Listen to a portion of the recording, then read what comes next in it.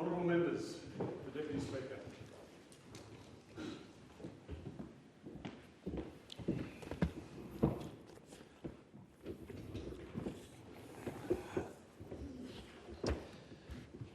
Are there any constituency statements by honourable members? I call the member for Kooyong. Thank you, Deputy Speaker. Raise Our Voice is an organisation dedicated to ensuring that young people are heard. It has created a platform to elevate the ideas and passions of young Australians and promotes our belief in their ability to shape our future. I have great pleasure in supporting Raise Our Voice in Parliament, and today I share with you the inspiration of Kooyong constituent Alana, aged 16, who tells us what steps the government should take to build a better tomorrow for young Australians. Alana wrote, "As children, we would all ask questions like, why is the sky blue? Or, why do birds fly? Unfortunately, this curiosity often fades as we grow older. When we do not nurture and encourage this fascination, too many people become disconnected from the discipline that thrives on curiosity, that is, science. A better tomorrow will come when we protect the curiosity and wonder of young Australians today. Science should be embedded within every system of our society, from schools to parliaments. It answers questions and it creates solutions about the world we live in. It shouldn't rise and fall with the election cycle or be subjected to political fluctuations. When we apply a scientific framework into every sector of our society, people become more educated. Information becomes more accessible. Research receives more funding, very close to my heart, Alana, thank you, and decisions are made based on evidence in a way that helps all Australians. Climate policy, healthcare, industry growth and education can all be strengthened by science.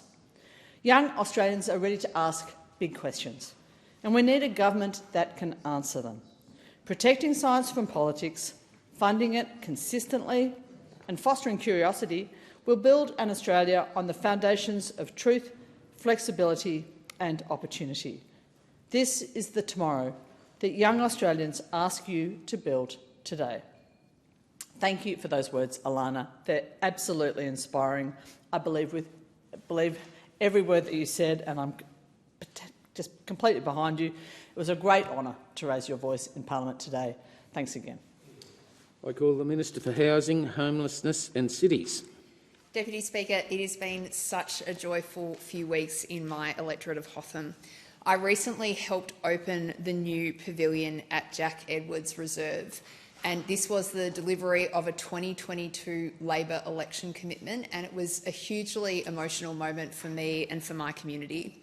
The journey to getting this pavilion built, Speaker, started a very long time ago. My friend and one of the greatest champions for South East Melbourne, Anne Barker, asked me to go down to the Oakley Cannons and to meet with their club president to hear their vision. And whenever Anne asks me to do something, I'm onto it immediately. So I met down there with Steve Demopoulos, our local state MP, our Mayor Paul Klasaris and the club leadership. And I vividly remember sitting in the kitchen at the Oakley Cannons old building, and the Cannons chair, Con Kavallakis, pulled out these elaborate plans for this new stadium that they wanted built. There was no funding, there was no pathway, it was just a dream. Yet from that moment, the three of us took away this project and said we have to work together across three levels of government to make this a reality. So together with the Cannons president, Stan Papanieris, with Steve, with Paul, with Monash Council, with every club member, we achieved something truly extraordinary for my local community. So this is thanks to a $2 million commitment from the Albanese government, along with very significant support from the Victorian government and an historic commitment from our Monash City Council and the support of the Oakley Cannons themselves and their community. We have just built the best football stadium in a suburban club in the whole of Australia, Speaker. I mark my words on that. If you've got a better option, come and show me. But I actually reckon we've taken the cake there. So I cannot wait to spend so many fantastic evenings at the pavilion and cheering on the mighty Oakley Cannons and Chisholm United. Speaker, that's not where the celebrations end with Hotham. I am so lucky to represent a truly remarkable Vietnamese community in my electorate. This is a community of people, many of whom arrived in Australia in the 1970s and 1980s with nothing but the clothes on their back. They are the backbone of entire suburbs in the southeast of Melbourne today. They've gone from a community where many people arrived with very little education to urging their children and grandchildren to take every advantage and opportunity that we have in our beautiful country. And the doctors and the lawyers and the pharmacists and the community workers of my patch of southeast Melbourne in so many instances are coming from this beautiful, vibrant community. I had this great pleasure of joining them for the Mid-Autumn Festival hosted by the South East Melbourne Vietnamese Association Council, or SEMVAC as we know them locally. This is an amazing organisation, and I want to call out Kim Song Vu, Trong Don, Tan Nguyen, Hugh Lin, Tai Tran and Dung Tran, and thank them for all the work they do supporting our community and sharing their beautiful culture with the rest of us who live in Hotham. Thank you, Speaker. I call the member for Fowler. Thank you, Deputy Speaker. I want to talk about something that sits in the heart of my community in Fowler, and that's the 50th anniversary of the Vietnamese settlement in Australia. And there's no place where this story is more alive than in my electorate of Fowler, the heart of the Vietnamese Australian story. And just as, of course, we just heard the member for Hotham, the Vietnamese amazing contribution to rebuilding and building Australia has to be acknowledged. In my electorate, 18.9% of residents identify with Vietnamese ancestry. The significance of this milestone is never lost on me, a Vietnamese refugee who has the immense honour of serving as the first Vietnamese Australian Federal Member of Parliament and re-elected to my second term as an independent in what was once Labor's heartland. My own journey is a testament to the enduring promise of this nation. April this year marked 50 years since the fall of Saigon, a moment that began the journey of Vietnamese settlement in Australia. That date, in April 1975, started my 4-year Odyssey journey. Like millions of others, my family became boat people, facing the terror of South China Sea. I still remember boarding the Escape vividly with my mother and sisters. My mum was a typical Vietnamese mother, firm, never one to show emotion.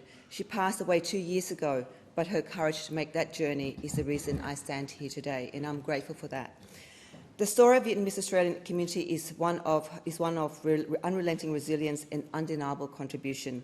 When we resettled, we just didn't survive. We thrived. Groups like the Vietnamese Elderly Friendship Association and the Vietnamese community in Australia became vital platforms for advocacy and change. Just this past weekend, along with the Mayor Frank Carbone, I was honoured to present Council's commemorative banner to the organisers, the VCA New South Wales chapter and their President Tang Ha, who held a grand festival to mark the 50th anniversary.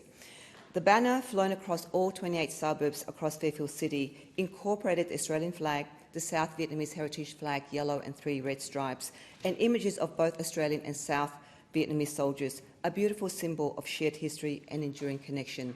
And I want to acknowledge and thank Fairfield City Council and the Mayor for their acknowledgement and doing this for our community.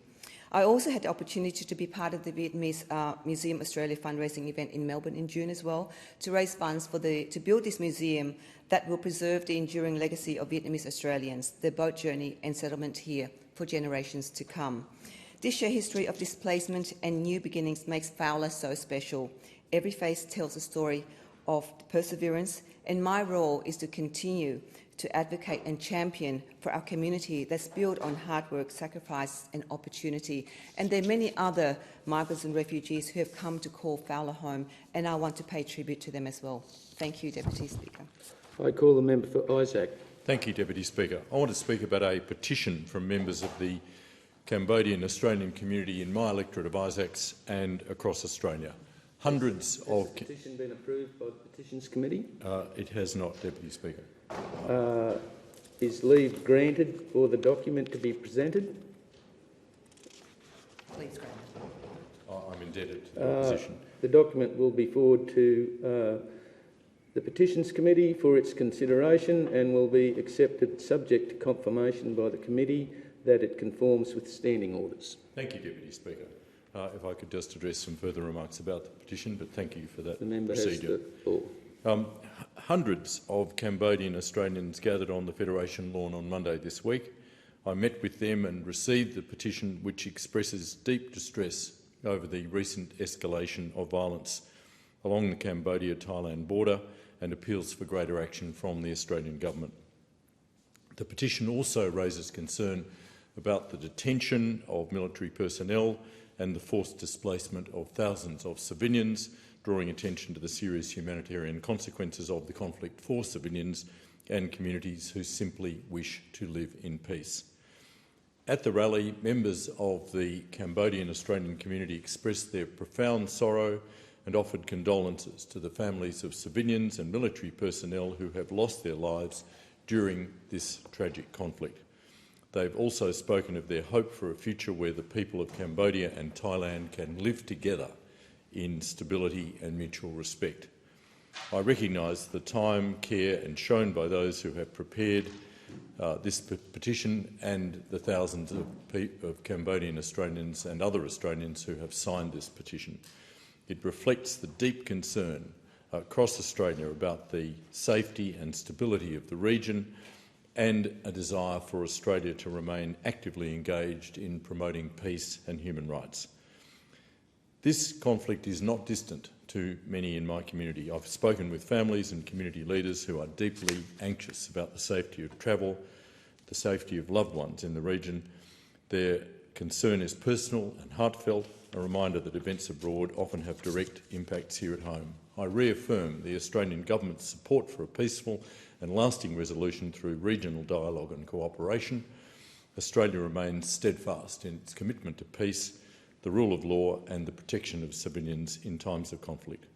I also want to assure the Cambodian Australian community that their voices matter and that they will continue to be heard in this Parliament. I remain committed to ensuring that their concerns are recognised and that their hopes for peace and safety are represented in Australia's ongoing conversation about our region's future. Deputy Speaker, I table the petition. Thank you. I call the member for Flinders. Thank you, Deputy Speaker. I am delighted today to read out the speeches of two entrants in the Raise Our Voice in Parliament initiative from my electorate of Flinders. Matilda, who is 14 years old from Padua College in Taiab, says, "I write to you today as a young person in Australia with concern for our education system. Over my 2 years at high school, I've noticed time and time again that the modern classroom is only built for one type of student, someone who can easily focus in large groups or noisy classrooms. However, this is not the case for over 570,000 students who suffer with neurological disorders such as autism, ADHD, dyslexia, dysgraphia and more. And for a majority of those students, they have an extremely hard time remaining on task or focused when in loud classroom settings, resulting in them not getting all the work completed and having piles of homework. Furthermore, common issues with these disorders include zoning out, even when your teacher is in the middle of explaining the task or concept, which results in the student being unable to complete the task and having to rely on his or her peers to get the relevant information, as unfortunately the teacher cannot cater to everyone, and this is not good enough. I strongly believe some of these circumstances could be mitigated through the government better funding schools, higher pay for teachers and smaller classrooms." And now a speech from Connor, who is 16 years old from Padua College at the Mornington campus, who I'm thrilled to say is in the audience today with his mum and his sister. "We are in the midst of a crisis. Young people are facing a crisis. I'm Cooper, a 16-year-old from the electorate of Flinders, and I know that young people today are facing a serious mental health crisis. These issues cannot be ignored any longer. We cannot pretend that they simply don't exist. If this Parliament doesn't act now, we risk the lives of thousands of young people. If this Parliament doesn't act now, we risk losing our next Olympians, our next doctors, our next ministers. My question is, if we can see the issue, why can't you? If we can see what needs to be done, why can't you? Our Parliament needs to invest further in supporting the mental health and well-being of young people. Whilst there are policies in place already, these are quite simply not good enough. We need this government to invest in better mental health education for both young people and adults, lower wait times for online and over-the-phone crisis support, and more youth advisory groups to shape Australia in terms of mental health. These actions cannot wait.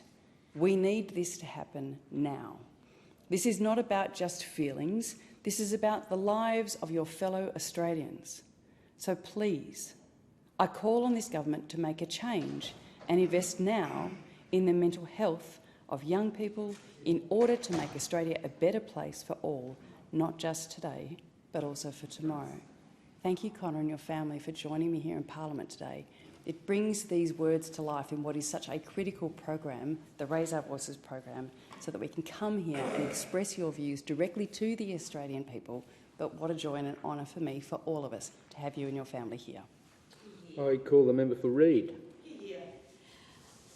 I love meeting with and hearing from young people in my community, as all of us do in this place. They remind us why the work we do matters, because it's all about building a better future for them. And today I'd like to deliver the words of two outstanding young people in my electorate. Kayla, who took part in the Raise Our Voice campaign, and Bailey, a high school student who recently joined me for work experience. Kayla said in her speech, "I believe the government should create a new school subject that teaches us real life skills like managing ourselves, money and relationships. First, managing ourselves. Knowing facts is great, but it won't help if we can't manage stress or bounce back from failure. This skill helps us build good habits like going to bed on time, staying calm and doing the right thing, even when we don't feel like it. It helps us take control of our time, our thoughts and our actions, which affects everything we do in life. Next, managing money. We all need to know how to budget, save and spend wisely. My dad is a financial planner and he's told me many stories of adults who feel stressed because they never learnt this in school. Finally, managing relationships. This means understanding others, working in teams and handling conflict calmly. Skills like communication and empathy are just as important as maths and English. If we learn these skills early, we'd be more confident, capable and ready for the real world. Let's not just learn facts, let's learn how to live. That's how we build a better tomorrow for young Australians. And I agree. Bailey, during his time in my office, also reflected on what it's like growing up in Australia today. He said, "Growing up in Australia right now feels like standing on the edge of something huge. I'm still a teenager, but I can already see how tough things are going to get when I get older. Between school pressure, social media, and trying to figure out where I want to go in my life, it's easy to feel overwhelmed. There's this constant pressure to succeed, to look perfect, to know exactly what you want to do with your life. I'm still figuring it out, and that should be okay. But it doesn't always feel like this. I also worry a lot about the world I'm growing up in. Climate change is a real problem. It feels like my generation is expected to fix everything, but we don't even know where to begin. Young Australians like Kayla and Bailey inspire me to work harder. They're smart, compassionate and determined to shape a fairer future, a kinder Australia, and we need to offer them hope as parliamentarians." I call the member for Capricornia. Thank you, Deputy Speaker. I rise today to speak about an extraordinary opportunity for our region, the proposal for Rockhampton to host the rowing and canoe sprint events for the Brisbane 2032 Olympic and Paralympic Games. This is far more than just a sporting event. It's a generational investment in the Rockhampton region's future, one that has potential to transform our city, strengthen our economy and showcase the incredible beauty and spirit of central Queensland to the world. Hosting Olympic events on the Fitzroy River will place not only Brisbane, Rockhampton and the wider Capricornia region firmly on the global stage. It will allow the world to see our stunning landscapes, from our pristine beaches and tropical islands to our rugged hinterland, and to experience the warmth, pride and resilience of our people. The 2032 Games are being designed with a strong focus on legacy and regional inclusion. The 2032 Olympics is about ensuring that communities like Rockhampton benefit for decades to come. Through upgraded infrastructure, improved connectivity, tourism development and support for grassroots support, the Games will set up our region for lasting prosperity. For Rockhampton, this opportunity brings tangible long-term benefits. The proposal includes a new athlete village within the Rail Yards Rejuvenation Precinct, designed to be converted into permanent housing after the Games, upgrades to the Fitzroy River and the Fitzroy Rowing Club, establishing our city as a premier venue for elite-level rowing and canoeing, improvements to the Rockhampton Ring Road as part of the $9 billion Bruce Highway upgrade between Brisbane and Cairns, a vital project enhancing transport, safety and economic connectivity across Queensland. Access to the $250 million Games On program dedicated to upgrading grassroots sporting clubs, ensuring our local athletes, volunteers and communities benefit directly. The economic uplift from hosting the Olympic events will be enormous. Independent analyst KPMG projects that Brisbane 2032 will deliver over $8.1 billion in direct economic benefits to Queensland and create more than 91,000 jobs statewide. If Rockhampton were to capture even 1 to 2% of that impact, it would mean an injection of $800 million to $160 million in our local economy and support up to 1,800 jobs over the next 2 decades. Visitors will discover our beautiful coastal communities of Yeppoon and Emu Park, explore the breathtaking Capricorn Caves, enjoy Australia's finest beef and savour an array of boutique cafes, restaurants and distilleries like the Reef Distillers. Better still, Deputy Speaker, our rowing and canoeing facilities will become a national and international training hub for the next generation of champions. The Brisbane 2032 Olympic and Paralympic Games presents a once-in-a-lifetime opportunity for Rockhampton and Capricornia. It's about putting Rockhampton and regional Australia on the map for years to come. Thank you. I call the member for Patterson. Thanks, Deputy Speaker. As September came to an end, so did another incredible footy season across our region.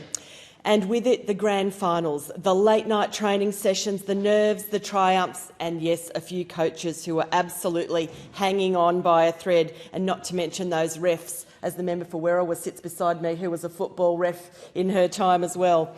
But this year felt different. It was special. It was one of those years that reminds you why community football and sport matters so deeply to who we are. The 2025 Newcastle Rugby League Club Final Series was a showcase of pure local talent, and right at the heart of it were the mighty Maitland Pickers. The Pickers didn't just compete, they dominated. They were represented in those grand finals in 3 of the 4 grades: reserve grade, the Women's League and first grade. That's an incredible achievement and a testament to the strength, depth and community spirit of this proud club. Now, Deputy Speaker, I can't go without mentioning a friendly rivalry that played out in the men's grand final. The member for Hunter, Dan Repicoli, had his Cessnock Goannas take on my mighty Maitland Pickers. And while the Goies gave it a red-hot crack, they were no match for our Pickers. They did play well, but I think 30-8 kind of tells the story there. Well done, Pickers, but keep going, Goannas. Sorry, member for Hunter. And just to rub salt into the wounds there, it was their 4th consecutive win in grand finals. We are dominating. 4 years in a row. That's not luck. That's hard work, belief and an extraordinary work ethic. But, Deputy Speaker, I have to say it was the women's grand final that was really extraordinary and has been talked about across the region too. For me, it was a battle across the electorate. The Maitland Pickers playing the Great Northern Hawks based in Port Stephens, and what a contest.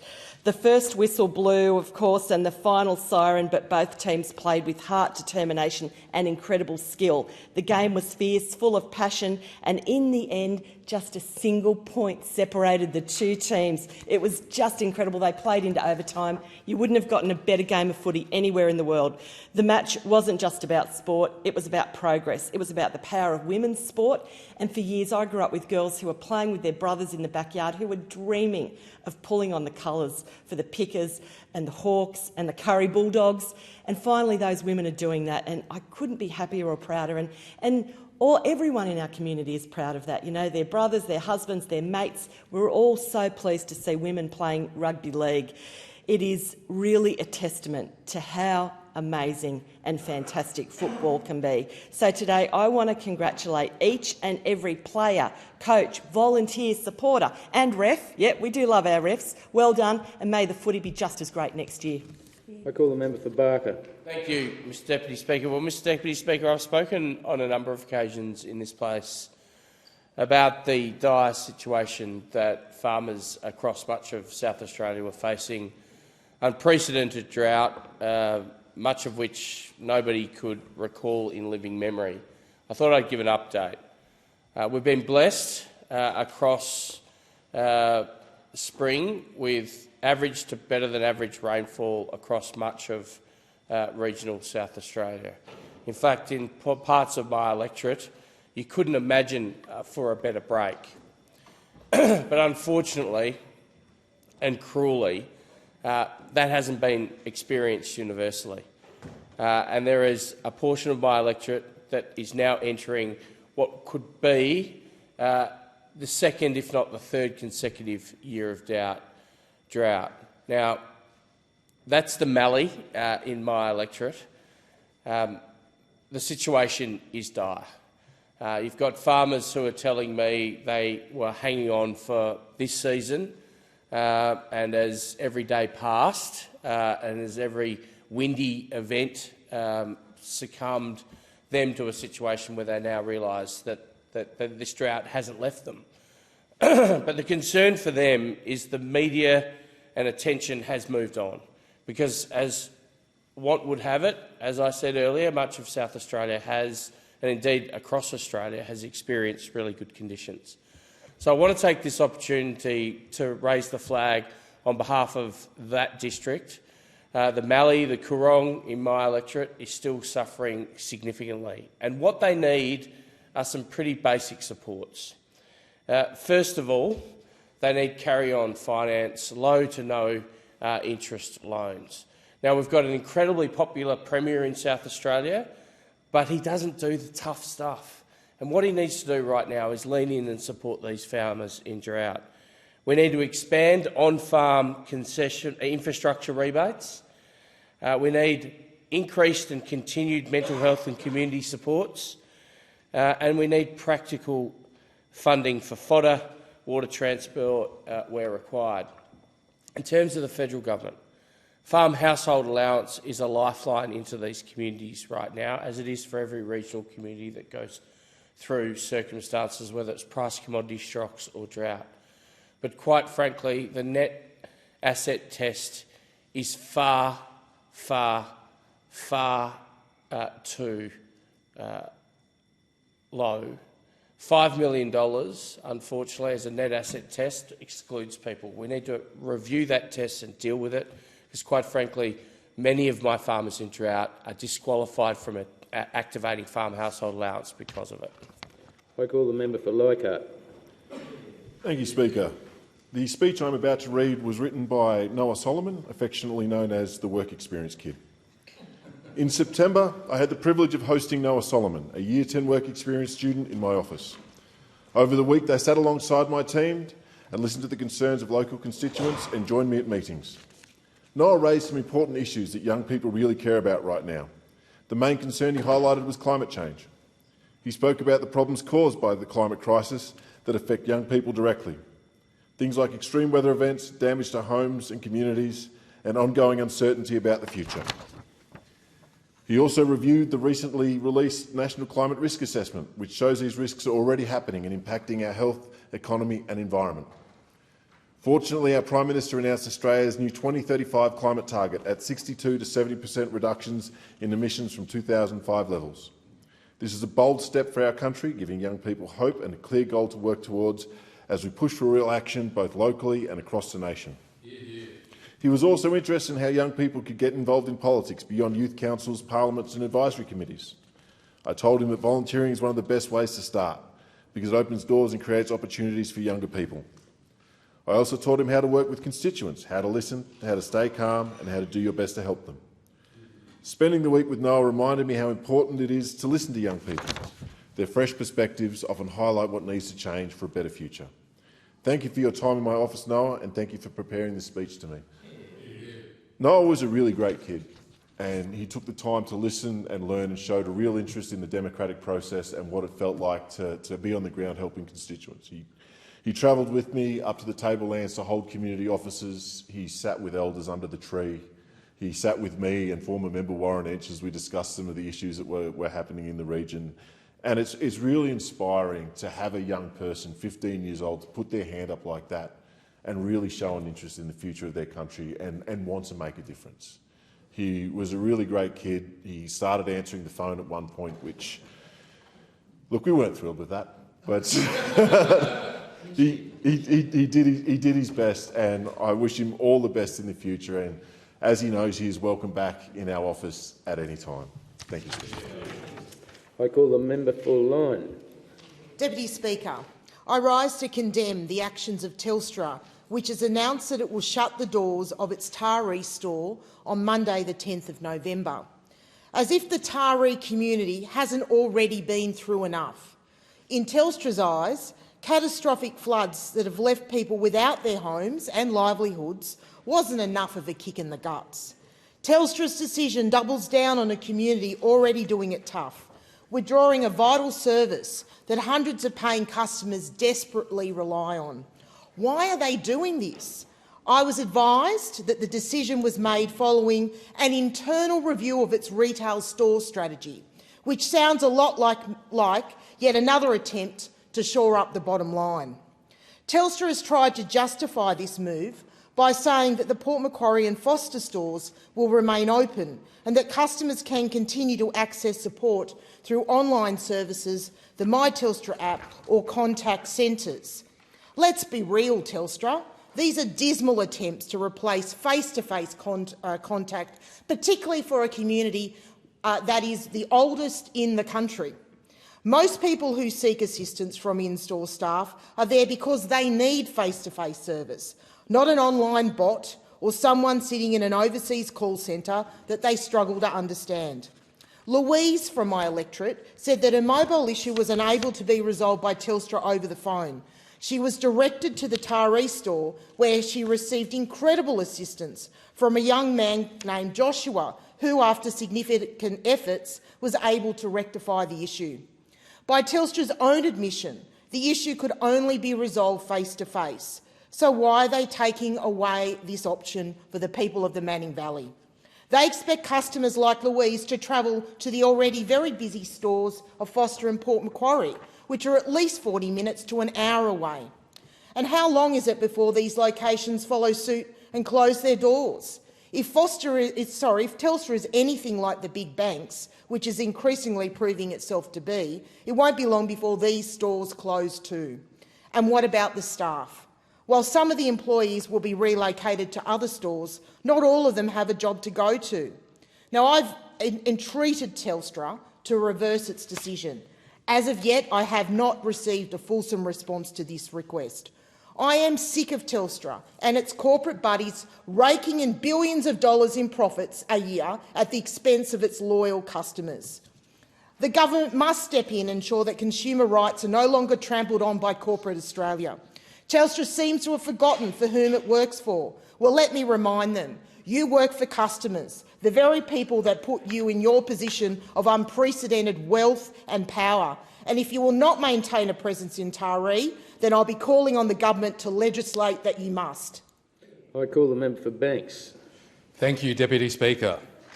I rise to acknowledge some of the community groups in my electorate who I've had the pleasure of meeting with over the last few weeks. The Mid-Autumn Festival is an important date in the calendar for Chinese Australians. The festival celebrates the end of the autumn harvest and dates back over 3,000 years in Chinese culture. This was a very special Mid-Autumn Festival for my family this year, as it was the first one for my baby daughter Dorothy. I was able to join the Georges River Association for their celebrations in Hurstville, alongside the member for Barton, as well as local Georges River councillors Leon Pun, Elena Encelotti, Gerard Hayes, Thomas Gow and Ben Wang. It was a fantastic celebration of Chinese Australian culture, including the unveiling of a mega mooncake. Spectacular stuff. Congratulations to the Georges River Association for putting on a fantastic event. Secondly, Deputy Speaker, the St George Australian Football Club have been playing Aussie rules football for nearly 100 years, now fielding 8 teams across both men's and women's competitions each week at Olds Park in Penshurst in my electorate. It was my pleasure to attend their presentation night a couple of weeks ago in Oatley with the member for Barton and both state and local government colleagues. I would like to congratulate Club President Angie Zissis, who does an amazing job, alongside Vice President Dale Witters and the fantastic organising committee for putting on an amazing evening. In particular, though, I want to acknowledge the late Brendan Donohue. Brendan was involved with the club for many years, joining the committee when the club was on the verge of being removed from the competition as a result of its financial position. Today, the club is financially healthy and widely respected across AFL Sydney for the fantastic grassroots club that they are. Deputy Speaker, this wouldn't have been possible without Brendan Donohue, and it is widely acknowledged that his efforts were instrumental in saving the club altogether. That is why it is particularly fitting that the Club Person of the Year award is now named in Brendan's memory. This year, it was awarded to Sabrina Sayers in recognition of her work in developing the club's social media presence, leading the way amongst AFL Sydney clubs, and would just about rival any professional club across the country. I want to say from the bottom of my heart, congratulations, Sabrina, for all the worthy winners across the club for another successful year in AFL Sydney. Congratulations. Congratulations to St George Australian Football Club for a fantastic season. I call the member for McPherson. Thank you, Deputy Speaker. When I launched my inaugural McPherson Honours Awards, I did so to recognise these everyday people who make an extraordinary difference in our community. Those who volunteer, lead and lend a hand, not for praise or recognition, but because they understand that a small act of kindness, no matter how large or small, can change lives. This year we received more than 150 nominations from right across the southern Gold Coast. With every nomination I was blown away by the compassion, generosity and spirit of service that runs so deep through our community. Each story reminded me that the heart of McPherson beats strongest through its people, those who serve not for noise but for impact. I'd like to place on the record the names of this year's category awardees. Community Organisation of the Year Tugun Girl Guides for their valuable programs for girls and young women. Community Safety Award, Trevor Taylor, who runs the Robina Neighbourhood Watch.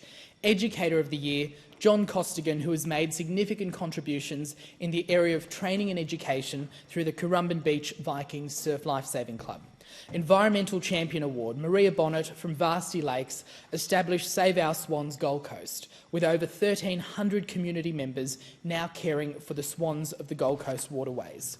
Local Hero Award, Wayne Holmes of I Love Robina, is a dedicated member of the Southern Gold Coast community and helps with several charities and community support initiatives.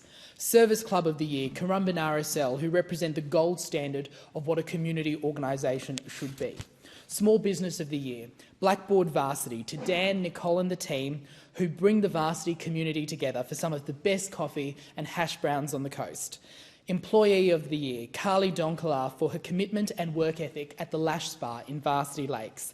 And also from the Lash Spa, and the Employer of the Year, is Melissa Bergen, who creates an incredibly welcoming environment for her employees and customers. The Spirit of McPherson Award, Kath Kosh from the Rotary Club of Burleigh Heads for her work with the Rotary Youth Exchange Program, and Sporting Club of the Year, Varsity Vipers Basketball, who represent the essence of grassroots sport.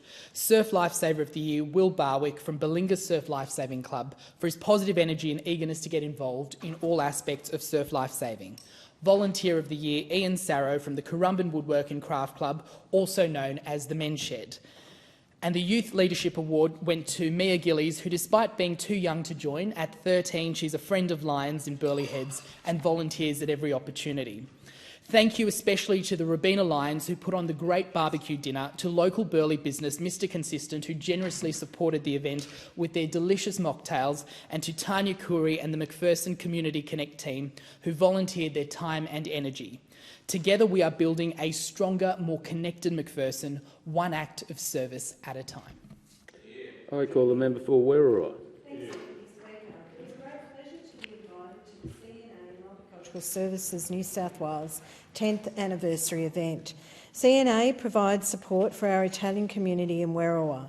Australian Italians make over 10,000 people in our community and have been working and volunteering for more than 60 years. CNA was established 10 years ago by Maria Giovanni and Marco Testa. and provides support to older Italian Australians, Italian pension information and language schools from everyone from children to adults, and also publishes the weekly newspaper Allora. On its website, CNA states that they aspire to be recognised as a leading organisation for services to the Italian and multicultural community in Sydney's southwest. I can say wholeheartedly that CNA and its volunteers meets and goes much further every day in our community. The 10th anniversary lunch also commemorated the life of Mr Franco Baldi, who passed away from motor neurone disease earlier this year. Professor Rowe from Macquarie University was a keynote speaker. He is an eminent researcher about MND and exploring causes and treatments. All money raised at the event by the generous audience went towards funding treatment and causes. There are 3,000 people living with MND in Australia, and 1 in 200 are diagnosed every year. It's a dreadful disease, Deputy Speaker, with devastating consequences, not only for those diagnosed with it, but also their loved ones, carers and family. So every fundraising dollar will help chip away at the mysteries and provide hope and practical help for those impacted.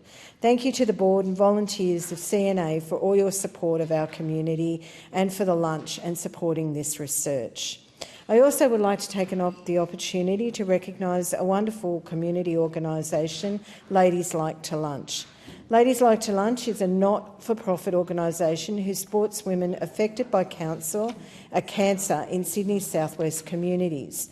Recently, it was my pleasure to attend the 2025 Pink Ribbon Luncheon. It was a great occasion, raising over $150,000. A big shout out to Antoinette Safaro, the founding director, who was inspired by her own family's experience and committed herself to working tirelessly in our community to help women on their cancer journey. And just a reminder, if you've got that text message that says you should go and have that mammogram, make sure that you make that appointment as soon as possible. Detection early is the best way of helping you stay around with your family. Thank you, Deputy Speaker. I call the member for Durack. In regional Western Australia, communities are being hollowed out one essential service at a time. Whether it's losing their last bank or struggling to keep a doctor in town, locals are being left to fend for themselves as services disappear and costs rise. I've received an email from the CEO of the Shire of Cunderdin, Mr Stuart Hobley, following Bendigo Bank's announcement that it would close its Cunderdin agency. Sadly, that closure went ahead last week. Cunderdin is now without a single bank in the entire Shire, meaning residents must travel more than 120 kilometres to Northam and back simply to access simple, basic banking services. As Mr Hobley wrote, the decision came without consultation and has left the community deeply concerned. It has hit the elderly, small business owners and those with limited digital access the hardest. The closure will also have negative economic consequences, as locals are forced to bank elsewhere will inevitably spend their money in those other towns. This hurts Cunderdin's long-term sustainability and erodes community confidence. Bendigo Bank, to their credit, stepped in after withdrawal of Westpac from Cunderdin, promising it would not abandon Cunderdin as the big banks had done. Yet here we are again, another regional town is being left behind. Unfortunately, this is not an isolated occurrence, and whilst the Senate inquiry into regional bank closures did make clear, practical recommendations to protect access to financial services, the Albanese government has still not responded. And I ask, why? Why have they not responded? Sadly, the same story of neglect is playing out in the healthcare across Durack. Ratepayers are being forced to pay twice for the privilege of seeing a doctor. Firstly, when they go to see the doctor, and again through their local rates. Communities such as Northampton, Dongra, Meekatharra, they are digging into their own buckets just to keep their doctor in town. I recently wrote to Minister Mark Butler, our Health Minister, asking that regional West Australian councils that they receive some financial support for their cost of keeping their local doctor. Now, I received a very brief response. I received a letter. I didn't get a letter from the minister, though. I got a letter from one of his team members. Honestly, regional West Australian councils are on their knees trying to keep their local doctors in town. And all that minister can do is say to somebody else, just send us some, basic sort of letter that really says nothing. Well, we deserve better than that, Mr Mark Butler. It's just not good enough. Local governments should not have to become the healthcare providers because Labor has failed to deliver the incentives needed to attract and retain doctors in regional and remote Western Australia. The people of Durack deserve much better, Minister Butler. I call the member for Menzies. Thank you, Deputy Speaker. I rise to speak about acquired brain injury, also known as ABI. I recently met with a constituent, Nicola Harris, who bravely and generously shared her story with me to advocate for better awareness and support for people with ABI. She gave me permission to share her story here today. Nicola was 9 years old when she was run over and sustained a brain injury. Later, when she was working at a hospice, she was groomed by the head of pastoral care. The abuse continued for 15 months and left her deeply traumatised. She disclosed the abuse to a friend. 2 weeks later, she was dismissed. For many years, she believed it was her fault and thought she had been dismissed. She thought she was not good at her job because of her injury. It was only when she saw a psychologist 30 years later that she learned she had been groomed and that her dismissal was related to concerns that she might have reported what had happened. This is her story, and she continues to live each day with the challenges that come from having something invisible to others but which has a profound impact. Her story is one of frustration at being constantly misunderstood, but it is also a story of incredible strength. Nicola did not only share her story, but she also strongly advocated for better understanding of her condition. 1 in 45 Australians live with an ABI. It can result from trauma, stroke, infection or substance abuse. Yet despite how common it is, awareness and understanding remain very low. Deputy Speaker, ABI is often called a silent injury. There are often no signs or symptoms on the outside. Because there may be no visible signs, this can lead to misunderstanding and stigma. Unlike conditions such as autism or ADHD, ABI does not have the same recognition or public profile. Many people with ABI spend their lives trying to appear normal. Every day is spent managing fatigue, confusion and mental overload. It is exhausting, and yet they are too often judged as lazy or unmotivated. In reality, ABI can reduce executive functioning, making it harder to plan, remember and control emotions. For many, nothing feels automatic anymore. Every task requires effort and concentration. Deputy Speaker, ABI also increases vulnerability. People with ABI are more likely to be taken advantage of, manipulated or abused. Inspired by Nicola, I stand today to raise awareness. ABI deserves to be better recognised in our national discussions on disability and neurodiversity. Awareness would reduce the social and emotional costs of exclusion and misunderstanding. We need education, training and public awareness so that employers, teachers and health professionals can better understand ABI. Thank you, Nicola, for sharing your story and for your advocacy. Thank you, Deputy Speaker. I call the member for Bowman. Thank you, Deputy Speaker. I recently had the honour of attending the National Police Remembrance Day service hosted by the Redlands branch of the Queensland Retired Police Association. Each year on the 29th of September, we pause to honour and remember the men and women of our police services who have lost their lives in the line of duty. It is always a solemn occasion, a time for reflection, gratitude and deep respect for those who served our communities with courage, integrity and unwavering commitment. Redlands community members came together not only to mourn those we have lost, but also to celebrate the lives they lived and the legacies that they leave behind. Those we honoured were more than police officers. They were parents, partners, friends and colleagues. They were people who chose a life of service, guided by a deep sense of duty and compassion. They wore the blue uniform with pride, dedicating themselves to protecting others, often in the face of great risk and uncertainty to themselves. Their courage reminds us of the selflessness at the heart of policing, and their sacrifice reminds us of the true cost of public service. A total of 151 Queensland police officers have fallen in the line of duty since 1861. At the National Police Memorial in Canberra, down the road here, 832 fallen officers from across the country are now honoured. We owe a continuing debt of gratitude to each of them and to the families who carry their memory with strength and grace. These families remind us that behind every officer is a network of people who also bear the weight of their service, with quiet pride and unwavering support. During the service in the Redlands, we also acknowledge the men and women currently serving in the Queensland Police Service and in police forces across our region.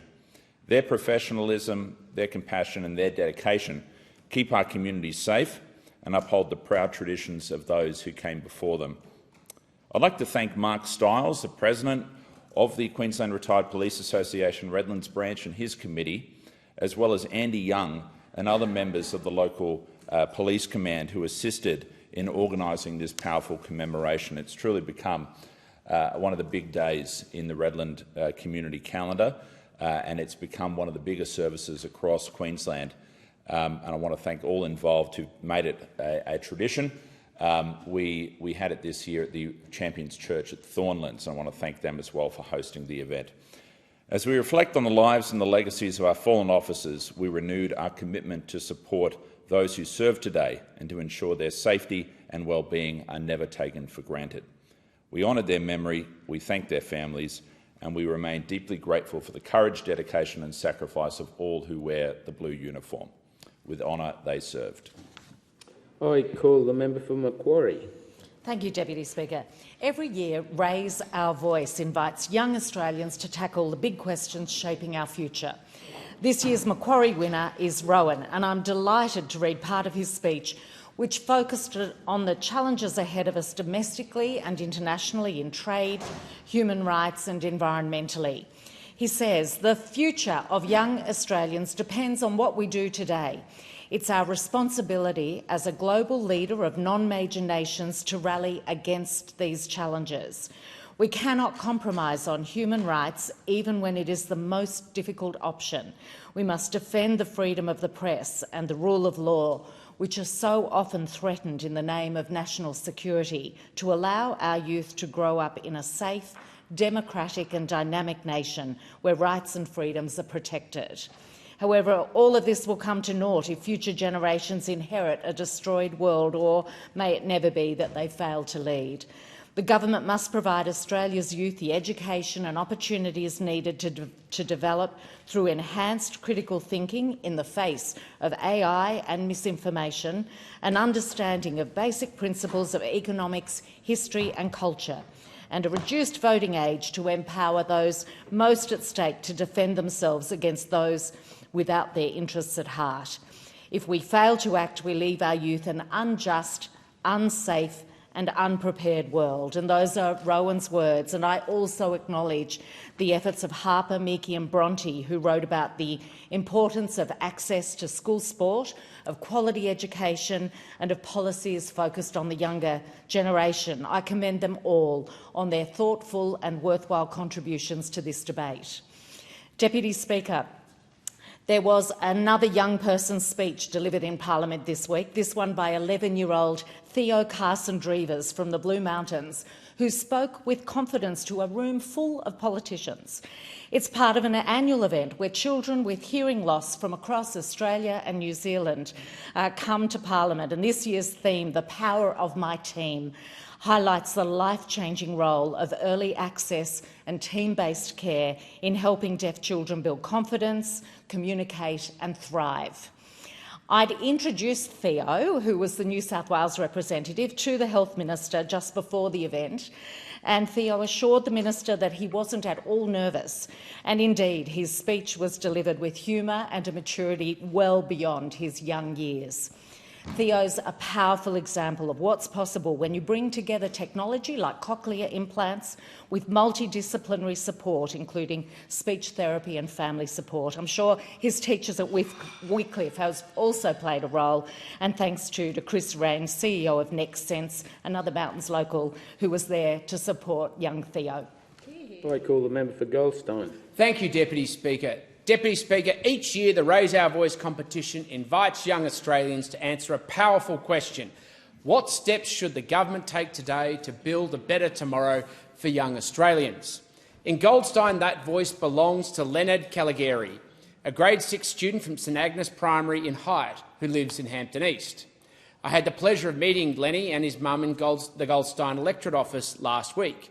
His submission, titled "An Australian Opportunity," is a passionate call for action. Here is Leonard's vision for a better Australia. The Australian youth crime rate has skyrocketed in these past few years. A proven way to tackle crime is by creating localised sport and community programs. Children and teens who participate in these types of programs are less likely to reoffend. Programs like this can change the outlook for these small groups of reoffending youths in our area and will in turn have a positive impact in creating safer communities. Another reason Australia has been negatively impacted by crime is because of our weak bail laws. This is particularly in Victoria. It states in Bail Act 1977, if one is granted bail, they must abide by the laws of probation. It seems that this is ignored. If we can't change the outcome at the root cause of these criminals, we must protect our communities at enforcing stricter probation and bail laws. For a better Australia, we also need cheap and reliable energy. Soon, kids from my generation will not have the same opportunities that previous generations had in Australia because of costs of living pressure. Energy bills keep rising and rising, and for some reason we are so focused on climate change that we rebut against nuclear power, which provides safe and affordable power. That's my outline for a better tomorrow for Australia, for the future of millions of kids. Lenny's words are a call to action. Not only does he marry the challenges we face, but he looks to solutions. He's a reminder that the decisions we make in these walls don't just shape the present, they shape the future as well. Lenny has seen the challenges we face, rising crime, cost of living pressures and energy insecurity. But he also sees those solutions and believes we can see through them, lead through them, and that's our task. He believes in the power of community, in the importance of fairness and safety, and in the promise of innovation. And I'm so excited that he was part of this important program and the opportunity to be able to read out his speech. But most importantly, Lenny believes in Australia. He believes in its future, and he believes in its capacity to be part of building a better future for future generations. He believes that we can do better, not just for himself, but for every child who dreams of a future filled with opportunity, safety and hope. So I just want to say, congratulations, Lenny. I call the member for Cunningham. Thank you, Deputy Speaker. Today I am reading speeches written by two young people in my electorate as part of the Raise Our Voice in Parliament campaign. The first one. My name is Poppy. I'm 14 years old and my federal electorate is Cunningham. It is a human right to be confident that drugs and other treatments recommended by medical doctors are tested on groups representative of the entire population. Women experience many more accidental drug overdoses than men because recommended dosages are based on the average male body. Women are also at higher risk of unwarned adverse drug reactions because more men are tested than women in clinical drug trials. Women are at higher risk of serious and even fatal medical issues due to thoughtless exclusion from the drug development process and are unable to trust prescribed drugs and other treatments. The Australian Government can help correct this injustice by improving the National Health and Medical Research Council and Therapeutic Goods Administration's approval of clinical trials through implementing more measures to ensure trials are representative of the entire Australian population. If this is enacted, women will be at a decreased risk of negative health effects from drugs and other treatments because they will be more informed of the correct dosages, possible adverse effects and even have access to drugs made specifically for women's health needs, ensuring safe healthcare for all Australians. Thank you so much, Poppy, for that thoughtful speech on such an important topic. My second one is from Audrey. Hi, I'm Audrey. I am 12 years old and my electorate is Cunningham. I am the business manager and founder of Sharky's Sharpening since 2021. It's a knife-sharpening business. The experience of running a business has enabled me to become more confident, improve my communication with people, build resilience and gain a diverse range of general business skills. I believe the government should initiate classes committed to teaching young students about how to start and run a business and the benefits of doing so. Being able to run a business at a young age is a major life advantage. Operating a business can improve young Australians' skills like how to treat and serve customers, how to handle money, budget earnings and outgoing costs, and eventually profit at a young age. This could open up new career opportunities, provide experience, improve life skills, and make you generally more employable when leaving school. Support youth business, teach entrepreneurship early, and build brighter futures. Well done, Audrey, on such an interesting take on supporting young entrepreneurs. And I want to thank everybody who took part in this year's Raise Our Voice in Parliament campaign and acknowledge the work of the Raise Our Voice Australia team. Thank you. In accordance with Standing Order 193, the time for members' constituency statements has concluded. I call the clerk for the next order of business. Government business statements. Further statements on the 50th anniversary of the Racial Discrimination Act. Are there any statements? I call the member for Moreton. Thank you very much, Deputy Speaker. Deputy Speaker, I am incredibly proud to be one of the 15% of Australians of Chinese heritage in my local electorate on Brisbane's south side of Moreton. My family immigrated to this country from China in the late 1800s. My Gungong's family, the Mu family, they came to Darwin first.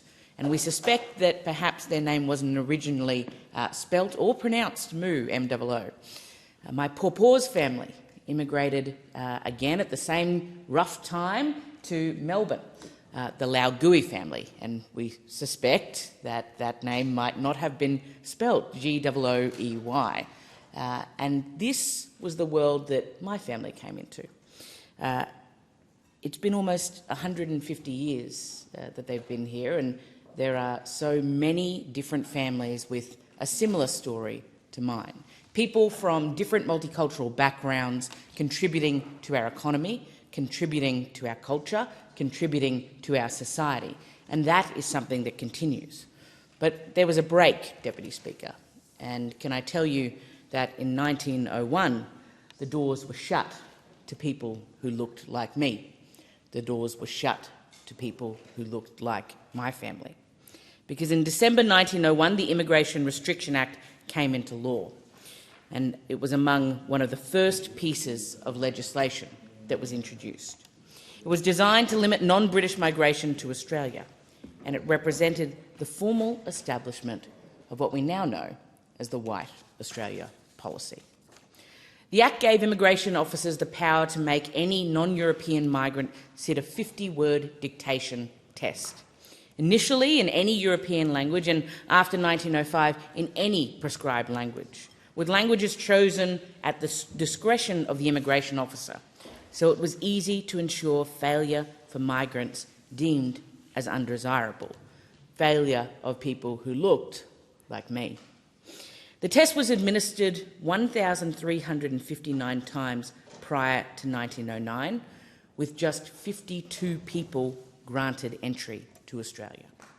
And after 1909, not a single migrant made to sit the test passed it.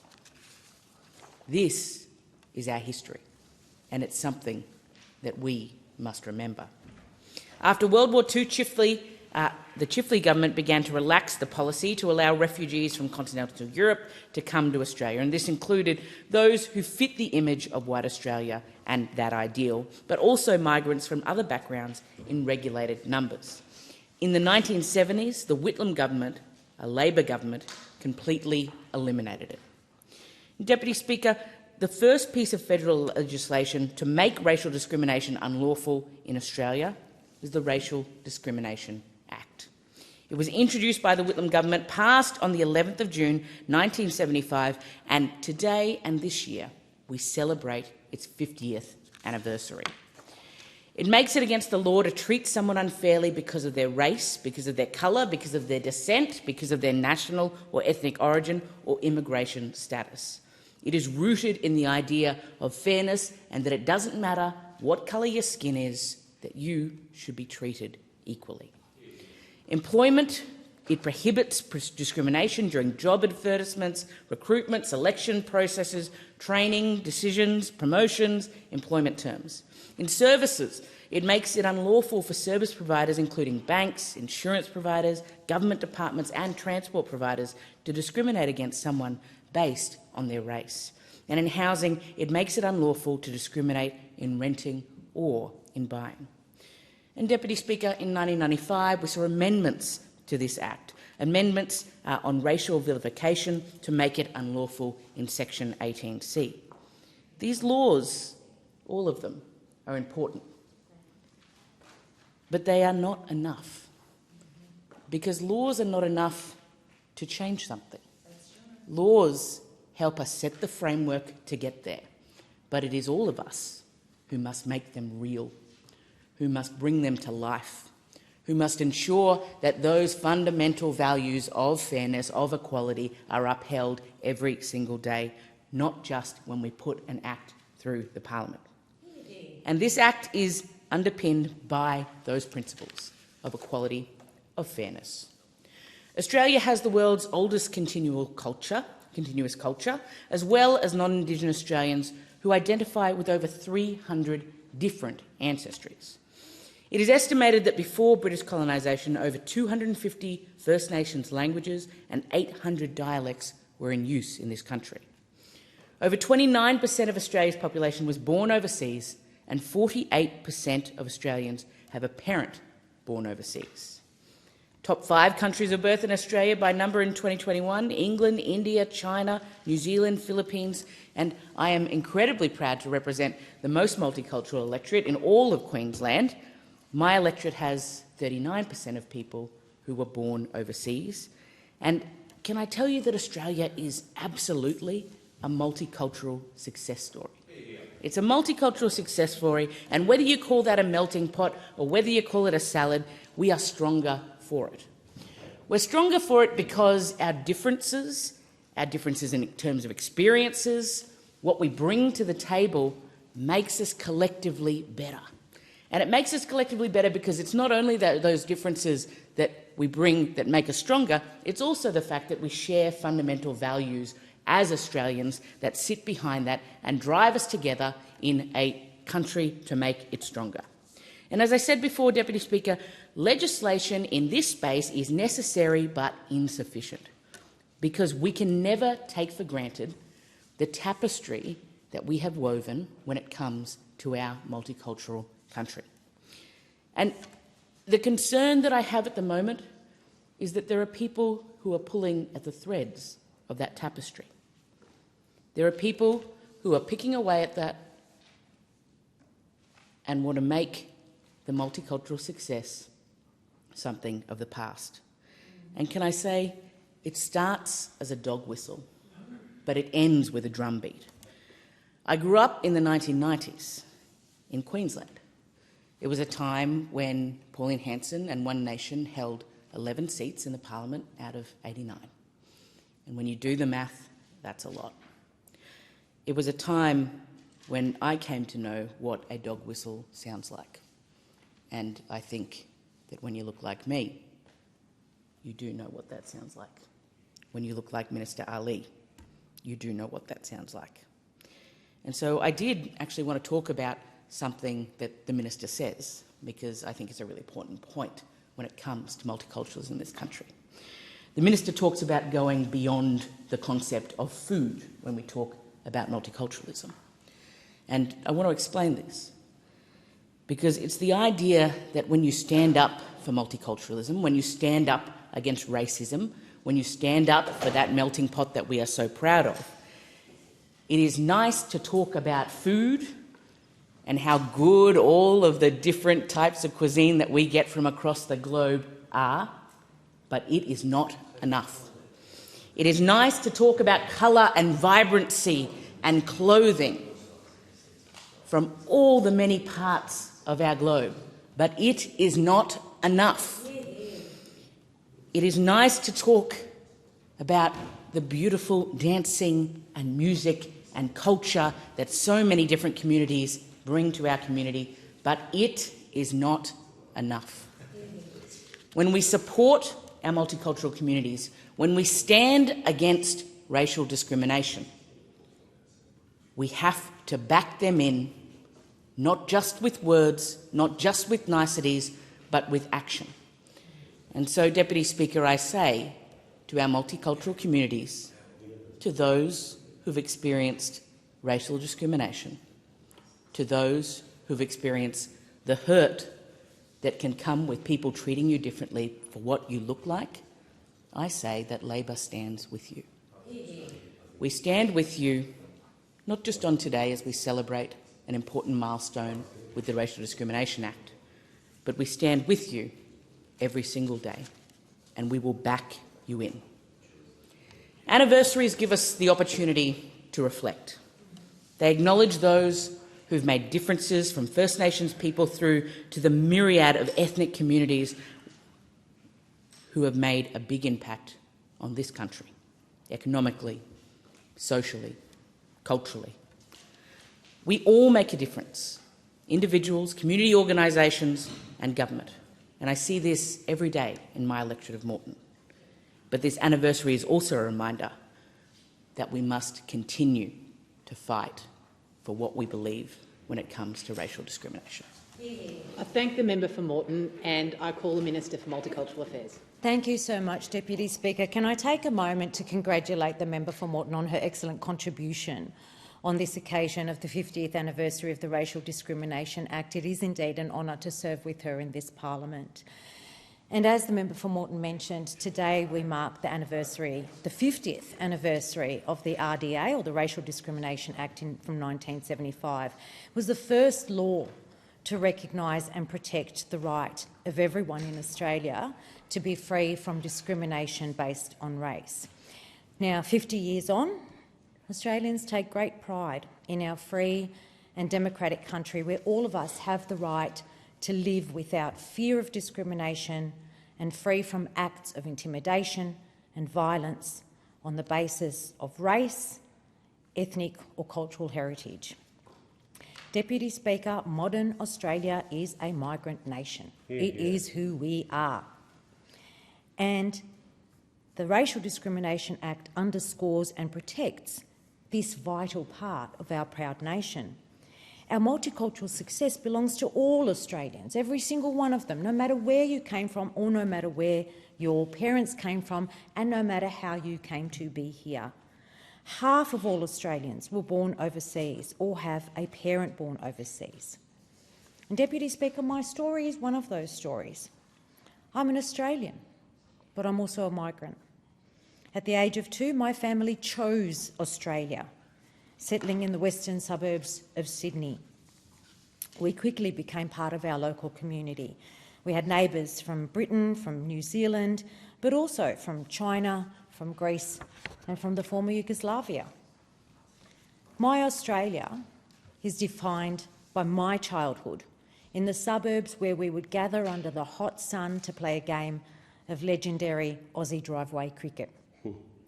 We improvised wickets out of garbage cans, pausing only intermittently to move the wickets to allow cars to pass by. And there we played for hours, hours under the hot sun and on that hot tarmac, interrupted only by the cry of parents standing on the front porch, letting us know that it was time to come inside for dinner. And as each child's name was called out in the dusky sky, a different accent could be made out: Greek, Italian, English, Irish, Indian, Swedish, Chinese, Arabic, Australian. Nobody made fun of each other's strange names or the funny ways that our mothers or fathers would call out for us. Deputy Speaker, under this 48th Parliament, our House of Representatives is the most diverse it has been in the history of this nation, and it is richer because of it. At the 2025 election, Australians across the nation voted overwhelmingly for a parliament that looks like the community it represents. A study by the Scanlon Foundation out earlier this month found that 83% of Australians think multiculturalism is good for our country, and they're right. The Albanese Labor government unequivocally stands for multiculturalism, reflecting our national identity. I'm honoured to be appointed as the first standalone Cabinet Minister for Multicultural Affairs. Fantastic, Minister. Thank you to my colleagues for their interjections there. Make sure they're recorded in answer. And with the launch of the Office for Multicultural Affairs, we now have a means to truly drive a cohesive and renewed approach to multiculturalism, one that fits in with our modern multicultural Australia. It's an opportunity not only to celebrate the richness of our diversity, and the member for Moreton spoke so eloquently on what that means, on how we move beyond celebration, how we move beyond the valuing of food, as long as it tastes like chicken, colours and festivities, to really valuing and acknowledging multiculturalism as a fundamental aspect of who we are. Multiculturalism is the mainstream. It's the mainstream. It's not a semicolon and, it's not a postscript, it's not a nice to have, it's not an afterthought. It is Australia and it is Australians. Today, it is woven into the social and cultural fabric of a modern Australia. From Lunar New Year to Eid or Diwali or Rosh Hashanah, these events are celebrated in small towns and big cities from coast to coast. And for 50 years, time and time again, the Racial Discrimination Act has helped us strengthen our multiculturalism, strengthen our identity as a multicultural nation. The Act has made enormous strides in improving racial equality, including shining a spotlight on wage theft of Aboriginal and Torres Strait Islander peoples and invalidating laws that discriminated against First Nations land rights. It also set the foundation for future anti-discrimination protections on age, sex and disability, and in that regard was quite revolutionary, a watershed moment in Australia's history. And unfortunately, Deputy Speaker, there are still those who are made to defend their very presence and belonging in Australia. And that harms not only those directly involved, but also our whole society. And I want to go back to my very first term in Parliament, elected in 2016. Yeah, good year. Says another 2016, class of 2016 person sitting next to me in the member for Bruce. And one of the very first debates that I got to participate in this place was the debate to protect Section 18C of the Racial Discrimination Act. Now, Section 18C of the Racial Discrimination Act makes it unlawful to undertake any act that is reasonably likely to offend, insult, humiliate or intimidate a person or a group because of their race, because of their colour of the skin, or because of where they were born. Now, Deputy Speaker, in a country that prides itself on Australian values, those values of mateship, those values of a fair go and of equality, this should not be controversial. It should not be controversial that we take a moment to ensure that we are not offending, humiliating, insulting, intimidating our fellow Australians because of their race or because of the colour of their skin or because of where they were born. This should not be controversial. But, Deputy Speaker, at the time of that debate in 2016, the Attorney-General at the time, appointed by Prime Minister Turnbull at the time, said this. He said, "People have a right to be bigots." And those opposite mounted an argument against Section 18C of the Racial Discrimination Act, and an argument that pitted Australian against Australian and rights against rights, arguing that the right to free speech trumped the right to feel safe, trumped the right to live your life without offence without being humiliated, without being insulted, without feeling like the other, without being made to feel like the lesser. I'm incredibly passionate about this, as is anyone who has been on the receiving end. If you have been on the receiving end of discrimination, if you have been insulted, if you have been humiliated, if you have been offended because of the colour of your skin or because of your race, you know how deep it cuts. You know how it carries you. You carry it inside you like a little piece of a broken bone your entire life. You know how much it impacts you. And so, Deputy Speaker, when we went to that debate in 2016, and I'm proud to say that we won that debate, and Section 18C remains a vital part of the Racial Discrimination Act, because, as I said in my first speech in this place, I will fight for every person's rights. I will fight for the right of free speech for every Australian, but I will not stand by and watch others get browbeaten into accepting second-class citizenship because of the colour of their skin. This government believes in the right of all people to be protected from bigotry, from vilification, from discrimination and from hate. And, Deputy Speaker, we will continue to foster respect, belonging, understanding and inclusion, and we will continue to create real change in the lives of Australians. Because while the Racial Discrimination Act has guided us for 50 years, we need to make sure we have the right measures in place to protect multiculturalism in Australia for the next 50. Are there further statements? I call the Assistant Minister for Citizenship, Customs and Multicultural Affairs. Can I thank the Minister for Multicultural Affairs for that address?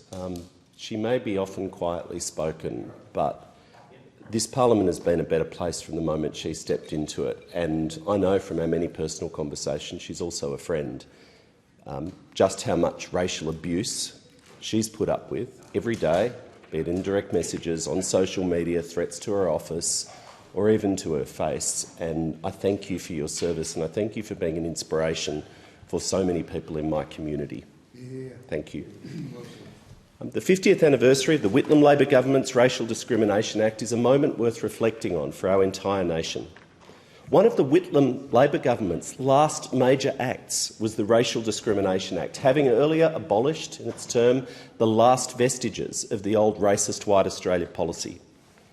The Racial Discrimination Act stood the test of time for 50 years, and it sets the legal foundation for modern Australia as the proud multicultural nation that we know and love today.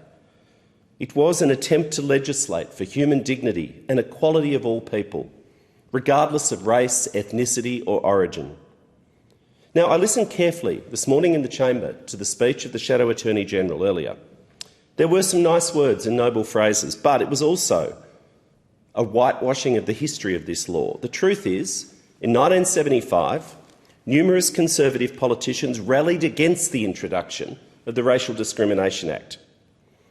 Contrary to this blurred historical vision and pretence that everyone embraced it in some kumbaya fest, the bill was hard fought in the parliament then. The then backbencher, John Howard, stated, "One does nothing towards reducing the incidence of racial tension by legislative coercion." As we know from the 1980s, of course, he's got a lot of form on issues of race and migration. Some Conservative MPs even tried to debate the third reading of the bill in April 1975 to protest its passage. But when the bill passed both houses of the parliament in June 1975, Australia was made a better nation. At the proclamation of the bill on the 31st of October 1975, just 11 days before the dismissal of the Whitlam government, then Prime Minister Gough Whitlam described the aims of the Act as, I quote, "to entrench new attitudes of tolerance and understanding in the hearts and minds of the people. The new Act writes it firmly into laws that Australia is in reality a multicultural nation in which the linguistic and cultural diversity of the Aboriginal people and of peoples from all parts of the world can find an honoured place." The significance, Deputy Speaker, of Labor's Racial Discrimination Act for modern Australia, or I could say multicultural Australia, because modern Australia and multicultural Australia are the same thing. The significance cannot be overstated. We are a better nation for the vision and the courage of the Whitlam government. Now, as has been said, the Act, of course, has not cured all racial ills. No law can. A law cannot and does not seek to stop racist beliefs or determine what people think. This law focuses on behaviours and seeks to establish the legal and the societal norms for how Australians relate to each other, regardless of ethnicity, fostering mutual respect and social cohesion. Now, an Australian to me, Deputy Speaker, is anyone committed to our country and our democratic institutions and to the principle of mutual respect for their fellow Australians who are likely to be, almost certainly are, very, very different, be it their ethnicity, their identity or their beliefs. Overwhelmingly, I believe Australians love and cherish our multicultural character. I love our multicultural nation. And we see this in the research, in the Scanlon Foundation's work, and we see it in the daily lives, in the decency of the Australians, people in schools, workplaces, sporting clubs, the community. As I said, I love our country, I cherish our diversity. But still today, the sad reality is there's a very small, loud, increasingly loud at the moment, minority who deny the basic reality of Australia as a multicultural nation, or those who choose to play footsie with issues of race and migration. Some of them have long been here in this parliament. One nation, of course, but not just in one nation. Sadly, some also amongst the opposition. Not all of them, but too many. We saw at the federal election when Australians overwhelmingly rejected the politics of fear, division, discrimination and toxic negativity. Those leaders who operate in the echo chamber, pandering to their most extreme supporters, will fail. They failed nationally and they will always fail in our vibrant, diverse democracy. Real leaders cannot talk out both sides of their mouth. It's clear that the Liberals, yet, have still not learnt the lesson of the last election. Some of them are trying, some very decent people trying. But we saw it with Senator Price's comments relating to Indian Australians, for which he still refused to apologise. We have, for decades, had a proudly non-discriminatory migration policy, and long may that continue. The former opposition leader was never above a crack at groups of Australians if he saw a political advantage to try and divide Australia on issues of race. The Africans had a turn, Lebanese migrants shouldn't have come, Muslim Australians. There was the shameful failure to stand up for Australians of Chinese heritage experiencing shocking racism during COVID, including in my community. It's ultimately a matter for the Liberal Party of today, I don't say the modern Liberals, to explain why they continue to get embroiled in a race to the bottom on issues of race and migration. Increasingly, it seems that some of them just don't love our country. They don't love the reality of modern multicultural Australia. But as I said, this is not a new thing.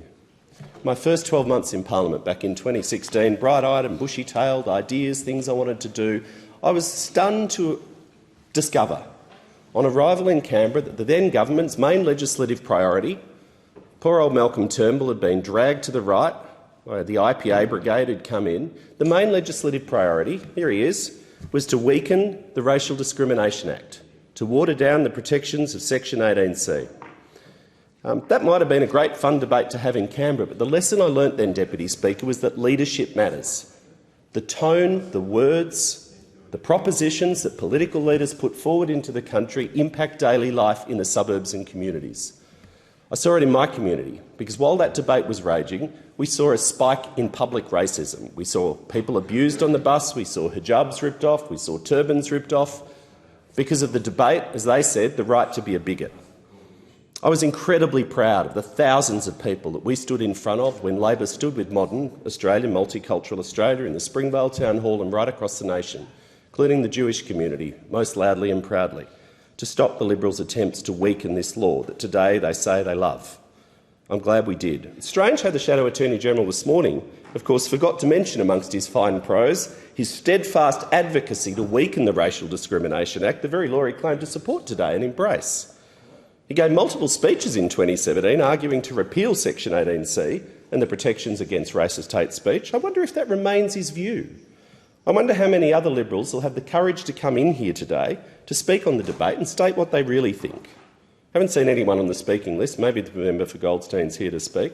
The question, though, in all of this debate, all of this footsie with weakening the law that they pretend to support today, is that they've never actually said what racist things do they think people should be able to say to each other that they can't say today. Like literally what? Be precise, be specific. They've never been clear on that. Might be an intellectual debate in the IPA. Maybe they could have drafted the law differently. The fact is it stood the test of time, and when you unleash these debates, they have real-world consequences in electorates like mine. That's just the truth of it. I'd ask the Shadow Attorney-General, does he still want to water down Section 18C of the Act? Is that still the Liberals' policy?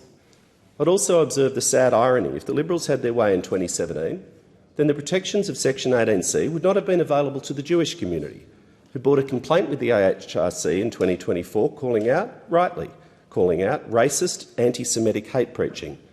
The Federal Court upheld that case, said that the lectures were fundamentally racist and anti-Semitic and offensive and insulting statements.